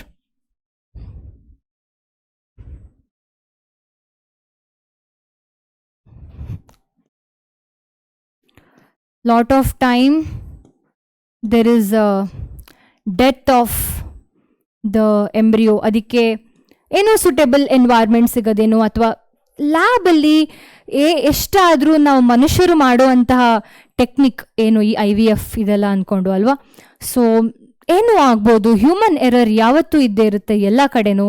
So human ಎರರಿಂದ ಏನೂ ಆಗ್ಬೋದು, ಡಿಫೆಕ್ಟಿವ್ ಬೇಬಿ ಪ್ರೊಡ್ಯೂಸ್ ಆಗ್ಬೋದು, ಡೆತ್ ಆಫ್ ದ ಎಂಬ್ರಿಯೋನೂ ಆಗ್ಬೋದು, ಬೇಬಿನೂ ಆಗ್ಬೋದು ಅಲ್ವಾ. ಸೊ ಇದು 100% ಸಕ್ಸಸ್ಫುಲ್ ಅಲ್ಲ. ಸೊ ಈ ರೀಸನಿಗೆ ಇದನ್ನು ಡಿಸ್ಅಡ್ವಾಂಟೇಜನ್ನು ನಾನು ಸ್ವಲ್ಪ ಲಿಸ್ಟ್ ಮಾಡಿದ್ದೀನಿ ಇಲ್ಲಿ, ಡಿಸ್ಅಡ್ವಾಂಟೇಜಸ್ ಆಫ್ ಆರ್ಟ್. ಓಕೆ, ಬೇರೇನೋ ಯೋಚನೆ ಬಂದರೆ ನೀವು ಎಕ್ಸಾಮ್ಸಿಗೆ ಬರಿಬೋದು, because this a general topic ಆಗಿರುತ್ತೆ. Okay, so these are the disadvantage of ART. ಇದು ಅಲ್ಲದೆ ಇನ್ನೊಂದೇನಿದೆ ಅಂದರೆ ಕೆಲವು ಇಶ್ಯೂಸ್ ಬರುತ್ತೆ. ಏನು ಇಶ್ಯೂಸ್ ಅಪ್ಪ ಅಂದರೆ emotional,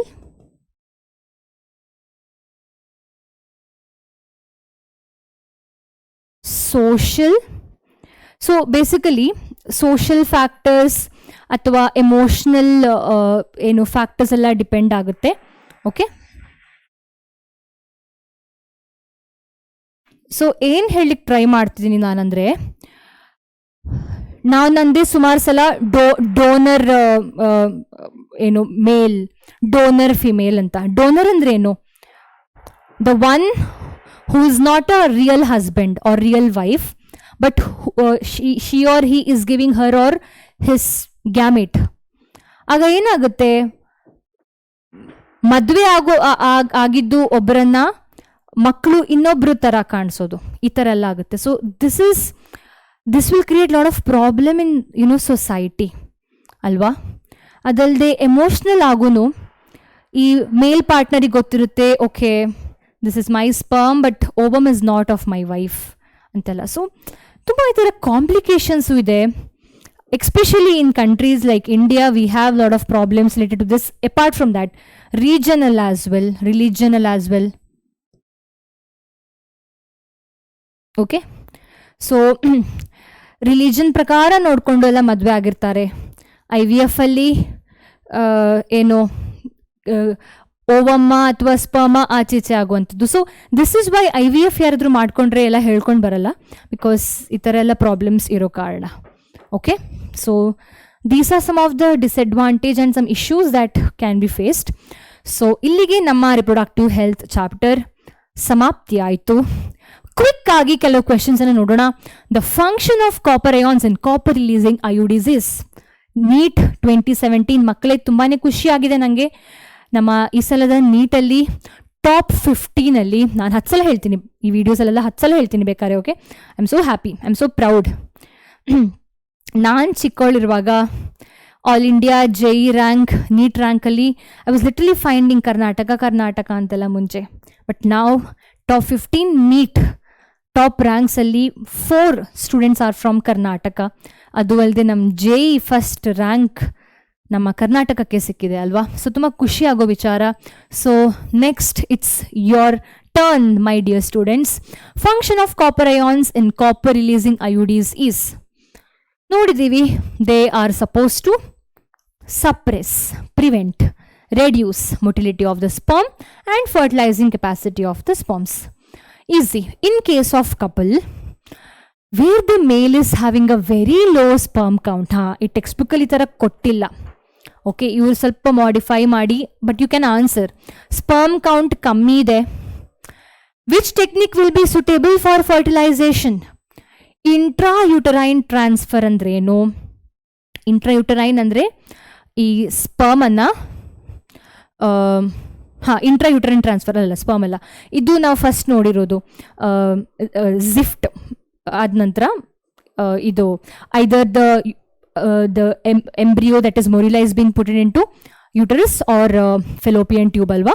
So this is not related to the sperm at all, because illi already, if you just see here,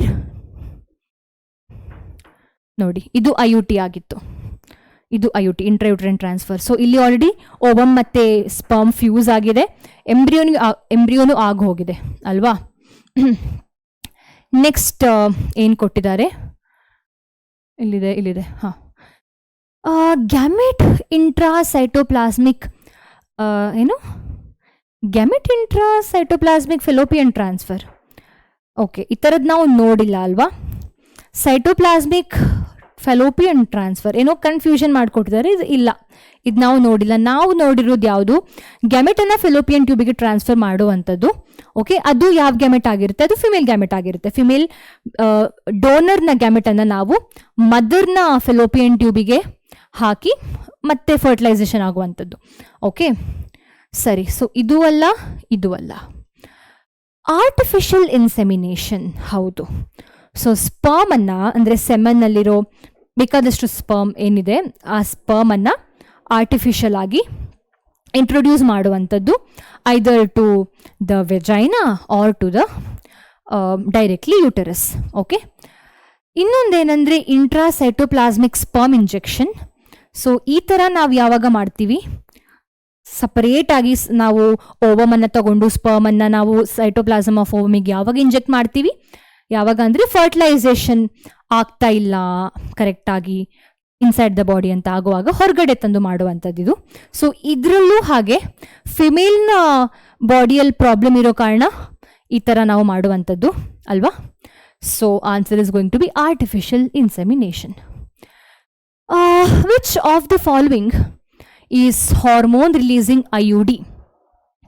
hormone releasing IUD, LNG-20 multiload Lippes loop, ಇದು loop ಅಲ್ವಾ. ಇದು ಕಾಪರ್ ರಿಲೀಸಿಂಗ್, ಕಾಪರ್ ಟಿ ಥರ copper 7 ಅಂತ ಇದೆ. ಮಲ್ಟಿಲೋಡ್ 375 ಏನು ಅಂತ ಅಂದಿದ್ದೀನಿ, so ಇದು ಸಹ ಕಾಪರೇ ಅಲ್ವಾ. Lippes loop again it will just show phagocytosis of the sperms ಅಲ್ವಾ. ಸೊ ಏನು ಉಳಿದಿರೋದು LNG ಬಗ್ಗೆ ಆಲ್ರೆಡಿ ಹೇಳಿದ್ದೀನಿ, ಇಟ್ಸ್ ಆರ್ಟಿಫಿಷಿಯಲ್ ಪ್ರೊಜೆಸ್ಟಿರಾನ್ ಅಂತ. ಮತ್ತು ಮುಂದೆ the method of natural contraception which requires correct knowledge of menstrual cycle. ಕರೆಕ್ಟಾಗಿ ನಿಮ್ಮ ಮೆನ್ಸ್ಟ್ರುವಲ್ ಸೈಕಲ್ ನಾಲೆಜ್ ನಿಮಗೆ ಕರೆಕ್ಟ್ ಆಗಿದ್ರೆ ಯಾವುದು ಈ ಮೆಥಡ್ಸಲ್ಲಿ suitable for preventing the pregnancy ಅಂದರೆ lactation, amenorrhoea. Menstrual cycle knowledge ಅಗತ್ಯ ಇಲ್ಲ, ಯಾಕಂದರೆ ಗೊತ್ತು ಪ್ರೆಗ್ನೆನ್ಸಿ ಆದ ಕೂಡಲೇ ಅಂಟಿಲ್ 6 months ಮೆನ್ಸ್ಟ್ರುವಲ್ ಸೈಕಲ್ ಆಗ್ತಾನೇ ಇಲ್ಲ ಅಂತ. IUD ಅದಕ್ಕೂ ಬೇಕಾಗಿಲ್ಲ, ಸುಮ್ಮನೆ ಡಾಕ್ಟರ್ ಇನ್ಸರ್ಟ್ ಮಾಡಿರ್ತಾರೆ IUD-ಅನ್ನು. So it will release either hormone or ಏನು ಕಾಪರ್, ಆ ಥರ they can prevent pregnancy. Coitus interruptus again nothing related to menstrual cycle, just before the ಏನು ಹೇಳೋದು insemination penis is being removed out. So answer here is going to be periodic abstinence. ಯಾಕೆ periodic abstinence ಅಂದರೆ periodic ಅಬ್ಸ್ಟಿನೆನ್ಸಲ್ಲಿ female need to follow her menstrual cycle properly, because ನಾವು ನೋಡಿದ್ದೀವಿ already 10th day to 17th day of menstrual cycle ಏನಿದೆ, so ಇಷ್ಟು ಈ duration ಇಷ್ಟು ಟೈಮ್ನಲ್ಲಿ ಏನು ಇಂಟರ್ಕೋರ್ಸ್ ಆಗಬಾರ್ದು ಅಲ್ವಾ. So she has to take care of this particular day of the menstrual cycle, so she need to follow her menstrual cycle for periodic abstinence. Next question. Okay, idu homework question ಆಗಿ ಕೊಡ್ತಾ ಇದ್ದೀನಿ. So easy, ತುಂಬ ಈಸಿನೇ ಇದೆ. ತುಂಬ ಕಡೆ ನಾವು ಇದರ repetitive ಆಗಿ ಇದ್ರ ಬಗ್ಗೆ ನಾವು ಮಾತಾಡಿದ್ದೀವಿ. ಓಕೆ, ಈ ಹಾರ್ಮೋನ್ಸ್ ಬಗ್ಗೆ ಮಾತಾಡಿದ್ದೀವಿ. Which of the following contraceptives could be effective in avoiding pregnancy if used within 72 hours after casual unprotected intercourse ಅಂತ. CET 2020 question. So emergency contraception ಬಗ್ಗೆ ನೋಡ್ತಾ ಇದ್ದಾಗ ನಾವು ಇದ್ರ ವಿಚಾರ ನೋಡಿದ್ವಿ ಅಲ್ವಾ. 72 hours, within 72 hours of the intercourse ಏನಿದೆ ಆ ಟೈಮಲ್ಲಿ ಏನು, this is also called as morning after pill if you remember. Already ಅರ್ಧ ಆನ್ಸರ್ ಹೇಳ್ಬಿಟ್ಟಾಗಿದೆ. ಸೊ ಯಾವ ಹಾರ್ಮೋನ್ಸ್ ಯೂಸ್ ಆಗುತ್ತೆ ಇಲ್ಲಿ ಅಂತ ಕ್ವೆಶ್ಚನ್. ಇದು ಹೋಮ್ವರ್ಕ್ ಕ್ವೆಶ್ಚನ್ ಆಗಿದೆ. Answer me in the comment section. ಎಲ್ಲ ಕಮೆಂಟನ್ನು ನಾನು ನೋಡ್ತೀನಿ. ನಿಧಾನಕ್ಕೆ ನಿಮ್ಮ ಹೆಸರನ್ನು ನಾನು ಕ್ಲಾಸಲ್ಲಿ ಹೇಳ್ತೀನಿ, ಈ ಹುಡುಗ ಆನ್ಸರ್ ಮಾಡಿದ್ದ, ಇವ್ರು ಮಾಡ್ತಿದ್ದ ಅಂತ. So answer me in the comment section. I go through each and every comment. Okay, ನೀವು ಈ ಥರ ಆನ್ಸರ್ ಮಾಡಿದ್ರೆ ನಮಗೂ ಸ್ವಲ್ಪ ಏನೋ ಮೋಟಿವೇಟ್ ಆಗುತ್ತೆ ಚೆನ್ನಾಗಿ ಟೀಚ್ ಮಾಡೋಕ್ಕೆ. Next question, 6th question, CET 2020. Once again homework question. Choose the correct statement regarding the GIFT. ಈ ಜಿಫ್ಟಲ್ಲಿ ಜಿ ಏನು ಅಂತ ಅಂದಿದ್ದೀನಿ. It's a gamete. What type of gamete ಅಂತ ಹೇಳಿದ್ದೀನಿ. Gamete intrafallopian tube transfer procedure ಅಂದರೆ ಜಿಫ್ಟ್. ಸೊ ಯಾವಾಗ ಇದನ್ನು ಮಾಡ್ತಾರೆ ಅಂದರೆ ಹೇಗೆ ಮಾಡ್ತಾರೆ ಅಂತ question. Ova are collected from the female donor and are transferred to the uterus of the recipient. Ova collected from a female donor are transferred to the fallopian tube to facilitate zygote formation in the recipient. Zygote is collected from the female donor and transferred to the fallopian tube of a recipient. Zygote is collected from female donor and transferred to the uterus of recipient. And the question. Okay. Once again, homework question. Question number then pitkolli. Answer maadi. I'll be go through the answers. So 5th and 6th question homework. Next, second PUC 2022 ಅನಾ. Okay, year ಏನೋ ಆಚೀಚೆ ಆಗಿದೆ. Okay, I doubt that it is 2022. Okay, it's a 2 marks question. Define infertility, right to assisted reproductive technology to overcome infertility. So ಒಂದು student comment ಮಾಡಿದ್ದ, ma'am board ಎಕ್ಸಾಮಲ್ಲಿ ಹೇಗೆ answer ಮಾಡಬೇಕು ಅಂತ ಹೇಳಿ ಅಂತ. ಸೊ ಹೇಳ್ತೀನಿ ಕೇಳಿ. ಈ ಇನ್ಫರ್ಟಿಲಿಟಿ ಡೆಫಿನೇಷನ್ಗೆ 1 ಮಾರ್ಕ್. ನೀವು 2 ಆರ್ಟ್ ಬಗ್ಗೆ ಬರಿತೀರಲ್ವಾ, that is two assisted reproductive technology ಏನು ಬರಿತೀರಾ ಅದಕ್ಕೆ ಇನ್ನೊಂದು mark. Okay, because it is of 2 marks. Infertility definition ಏನು ಅಂತ ನೋಡೋಣ. Infertility is inability give birth or conceive is called infertility. To assisted arts, to assisted or to arts or to assisted reproductive technology are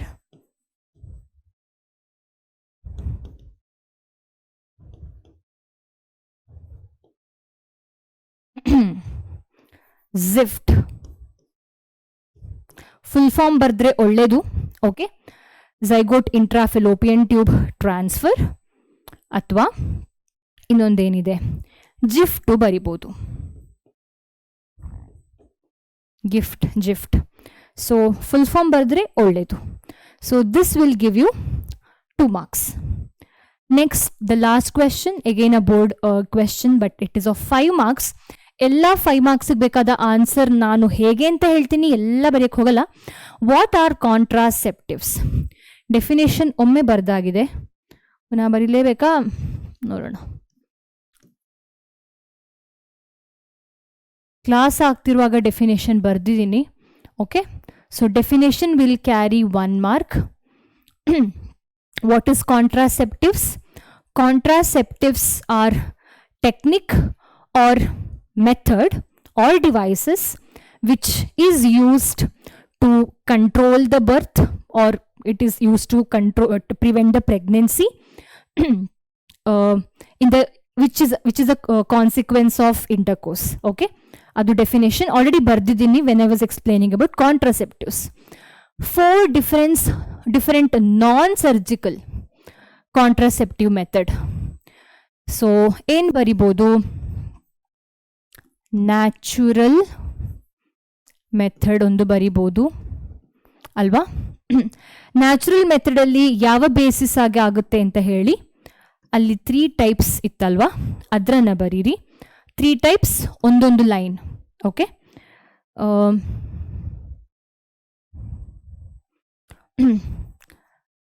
lactation, ಎಮ್ನೋರಿಯಾ ಬಗ್ಗೆ ಹೇಳ್ಬೋದು, ಅಥವಾ periodic ಅಬ್ಸ್ಟಿನೆನ್ಸ್ ಬಗ್ಗೆ ಹೇಳ್ಬೋದು. ಅದಲ್ಲದೆ ಇನ್ನೊಂದು ಮೆಥಡ್ ನೋಡಿದ್ವಿ ನಾವು, ಕಾಯ್ಟಸ್ ಇಂಟರಪ್ಟಸ್. ಸೊ ಇದೆಲ್ಲದಕ್ಕೂ ಒಂದೊಂದು ಲೈನ್ ಸಾಕು, ಒಂದೊಂದು ಲೈನ್, 1 ಲೈನ್.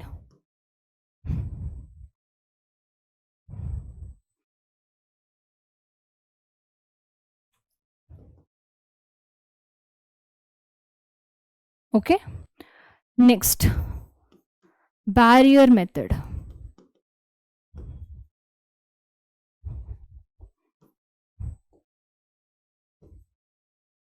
ಸೊ ಹೇಗೆ ನಾವು ನ್ಯಾಚುರಲ್ ಮೆಥಡಿಗೆ ಒಂದು ಲೈನ್ ಡೆಫಿನೇಷನ್ ಥರ ಕೊಟ್ವಿ, ಅದೇ ಥರ ಬ್ಯಾರಿಯರ್ ಮೆಥಡಿಗೂ ಒಂದು ಲೈನ್ ಡೆಫಿನೇಷನ್ ಥರ ಕೊಡಿ. It prevents the meeting of male and female fluids ಅಂತ ಹೇಳ್ಬೋದು. ಏನಿದೆ ಟೆಕ್ಸ್ಟ್ ಬುಕ್ಕಲ್ಲಿ ಆ ಥರ ಹೇಳ್ಬೋದು. ಅದಲ್ಲದೆ ಎಕ್ಸಾಂಪಲ್ಸ್ ಕೊಡಿ, ಮೇಲ್ ಕಾಂಡಮ್, ಫಿಮೇಲ್ ಕಾಂಡಮ್, ಅಥವಾ ಕ್ಯಾಪ್ಸ್, ವಾಲ್ಟ್ಸ್, ಡಯಾಫ್ರಮ್ಸ್, ಇದೆಲ್ಲ ಬರಿಬೋದು ಎಕ್ಸಾಂಪಲ್ಸ್ ಆಗಿ. ನೆಕ್ಸ್ಟ್, ಸೊ ಇದು ಎಷ್ಟು ಹೇಳಿದ್ದಾರೆ? 4 ಡಿಫ್ರೆಂಟ್ ಹೇಳಿದ್ದಾರೆ. ಅದಕ್ಕೆ ಪ್ರಸಂಗ ಮಾಡಿ 5-6 ಬರಿಬೇಡಿ, 4 ಸಾಕು. ಓಕೆ, ಯಾಕಂದರೆ 5 ಮಾರ್ಕ್ ಅಲ್ವಾ, 4 ಏನು ಮೆಥಡಿಗೆ ಮಾರ್ಕ್ಸ್ ಕೊಡ್ತಾರೆ. ಅಂದರೆ ನೀವು 5 ಬರೆದ್ರೆ ಯೂಸ್ ಇಲ್ಲ, ಅವ್ರಿಗೆ ನಿಮ್ಮ ಕನ್ಸಿಡರ್ ಮಾಡೋದು 4ಅನ್ನೇ. ಬಿಕಾಸ್ ಅವ್ರಿಗೇನು ಬೇಕಾಗೋದು, ಫಸ್ಟ್ 4 ನೋಡ್ತಾರೆ, ಕನ್ಸಿಡರ್ ಮಾಡ್ತಾರೆ, ಕರೆಕ್ಟ್ ಆಗಿದ್ರೆ ಕೊಡ್ತಾರೆ, ಆ ಥರ. ಸೊ ಜಾಸ್ತಿ ಕತೆ ಎಲ್ಲ ಬರೀಲಿಕ್ಕೆ ಹೋಗಬೇಡಿ. ನ್ಯಾಚುರಲ್ ಬ್ಯಾರಿಯರ್ ಆಯಿತು. ಇಂಟ್ರಾಯೂಟರೈನ್ ಡಿವೈಸಸ್ ಬಗ್ಗೆ ಬರೀರಿ, IUD ಬಗ್ಗೆ. ಈಗೇನು 3 ಟೈಪ್ಸ್ ಇದೆ ಅಲ್ವಾ, ಎಲ್ಲ ಒಂದು ಲೈನ್ ಇದೇ. ಆ್ಯಕ್ಚುಲಿ ಜಾಸ್ತಿ ಆಗ್ತದೆ ನಾವು ಬರೆಯೋದೇ. ಒಂದು ಲೈನ್ ಏನು IUD ಅಂತ ಒಂದು ಹೇಳಿ, ಮತ್ತು ಟೈಪ್ಸ್ ಏನದು, ಲಿಪ್ಪಸ್ ಲೂಪಿದು ಇದೆ, ಇನ್ನೊಂದು ಕಾಪರ್ ರಿಲೀಸಿಂಗ್ ಇದೆ, ಇನ್ನೊಂದು ಹಾರ್ಮೋನಲ್ ಇದೆ. ಅದಕ್ಕೆಲ್ಲ ಒಂದೊಂದು ಲೈನು, ಎಲ್ಲ ಒಂದೊಂದು ಲೈನು. ಓಕೆ, 3 ಆಯಿತು. ಫೋರ್ತ್ ಯಾವುದು ಹೇಳ್ಬೋದು? ಕೆಮಿಕಲ್ ಹೇಳ್ಬೋದು. ನಿಮಗೆ ಬೇಕಾದ್ದು ಬರಿಬೋದು, ಕೆಮಿಕಲೇ ಬರಿಬೇಕಾಗಿಲ್ಲ, ಕೆಮಿಕಲ್ ಮೆಥಡೇ ಬರಿಬೇಕಾಗಿಲ್ಲ. ಇದ್ರ ಬದಲು ಇಂಪ್ಲಾಂಟ್ ಬಗ್ಗೆನೂ ಬರಿಬೋದು, ಮತ್ತು ತುಂಬ ಇತ್ತಲ್ವಾ. ಸೊ ಮೇಯ್ನಾಗಿ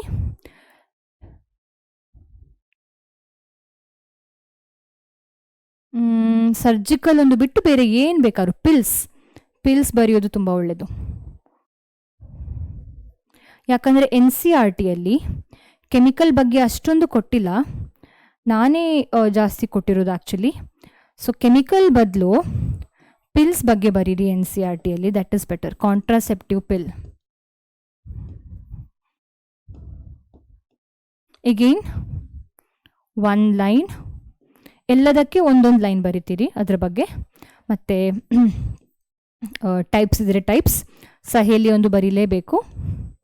ಓಕೆ, ಅದ್ರ ಬಗ್ಗೆನೂ ಜಸ್ಟ್ 1 ಲೈನ್ ಸಾಕು. ಇನ್ನೊಂದು ಥರದ ಪಿಲ್ಸ್ ತೋರಿಸ್ತಾರಲ್ವ, 21 ಡೇಸ್ ತಗೊಳ್ಳುವಂಥದ್ದು, ಅದ್ರ ಬಗ್ಗೆ ಎಗೇನ್ 1 ಲೈನ್ ಸಾಕು. ಇಷ್ಟು ಬರೆದ್ರೆ ಧಾರಾಳ ಸಾಕು. ಸೊ 5 ಮಾರ್ಕ್ಸಿಗೆ ತುಂಬಾ ಜಾಸ್ತಿನೇ ಆಯಿತು ಬೇಕಾದರೆ. ಸೊ ಮೇಯ್ನಾಗಿ ಅವರು ಎಕ್ಸ್ಪ್ಲೈನ್ 4 ಡಿಫರೆಂಟ್ ನಾನ್ ಸರ್ಜಿಕಲ್ ಕಾಂಟ್ರಾಸೆಪ್ಟಿವ್ ಮೆಥಡ್ ಅಂತ ಹೇಳಿದ ಕಾರಣ ನೀವು ಜಸ್ಟ್ ಒಂದು ಹೆಸರು ಬರೆದ್ರೆ ಸಾಲಲ್ಲ, ಸ್ವಲ್ಪ ಎಕ್ಸ್ಪ್ಲೇನ್ ಮಾಡಬೇಕು. ಎಕ್ಸ್ಪ್ಲೇನ್ ಅಂದ್ರೇನು, ಒಂದು ಡೆಫಿನೇಷನ್, ಒಂದು ಲೈನ್ ಅದ್ರ ಬಗ್ಗೆ ಹೇಳುವಂಥದ್ದು, ಅದರ ಟೈಪ್ಸ್ ಏನಿದೆ ಅದ್ರ ಬಗ್ಗೆ ಒಂದೊಂದೊಂದೊಂದು ಲೈನ್, ಬಿಕಾಸ್ 5 ಮಾರ್ಕ್ಸಿಗೆ ಸಾಕಾಗುತ್ತೆ. ಓಕೆ, ಸೊ ಇದಿಷ್ಟು ಎಲ್ಲ ಫುಲ್ ಬರೆದಾಗ ಒಂದು 10-15 ಸೆಂಟೆನ್ಸಸ್ ಆಗುತ್ತೆ. Okay, this is how you need to write for 5 marks. So that's all for today students. Class ಇಷ್ಟ ಆಗಿದೆ ಅಂತ ತಿಳ್ಕೊಂಡಿದ್ದೀನಿ. ನೆಕ್ಸ್ಟ್ ಕ್ಲಾಸಲ್ಲಿ ಮೀಟ್ ಮಾಡೋಣ. ಅಂಟಿಲ್ ದೆನ್, ಬಾಯ್ ಬಾಯ್.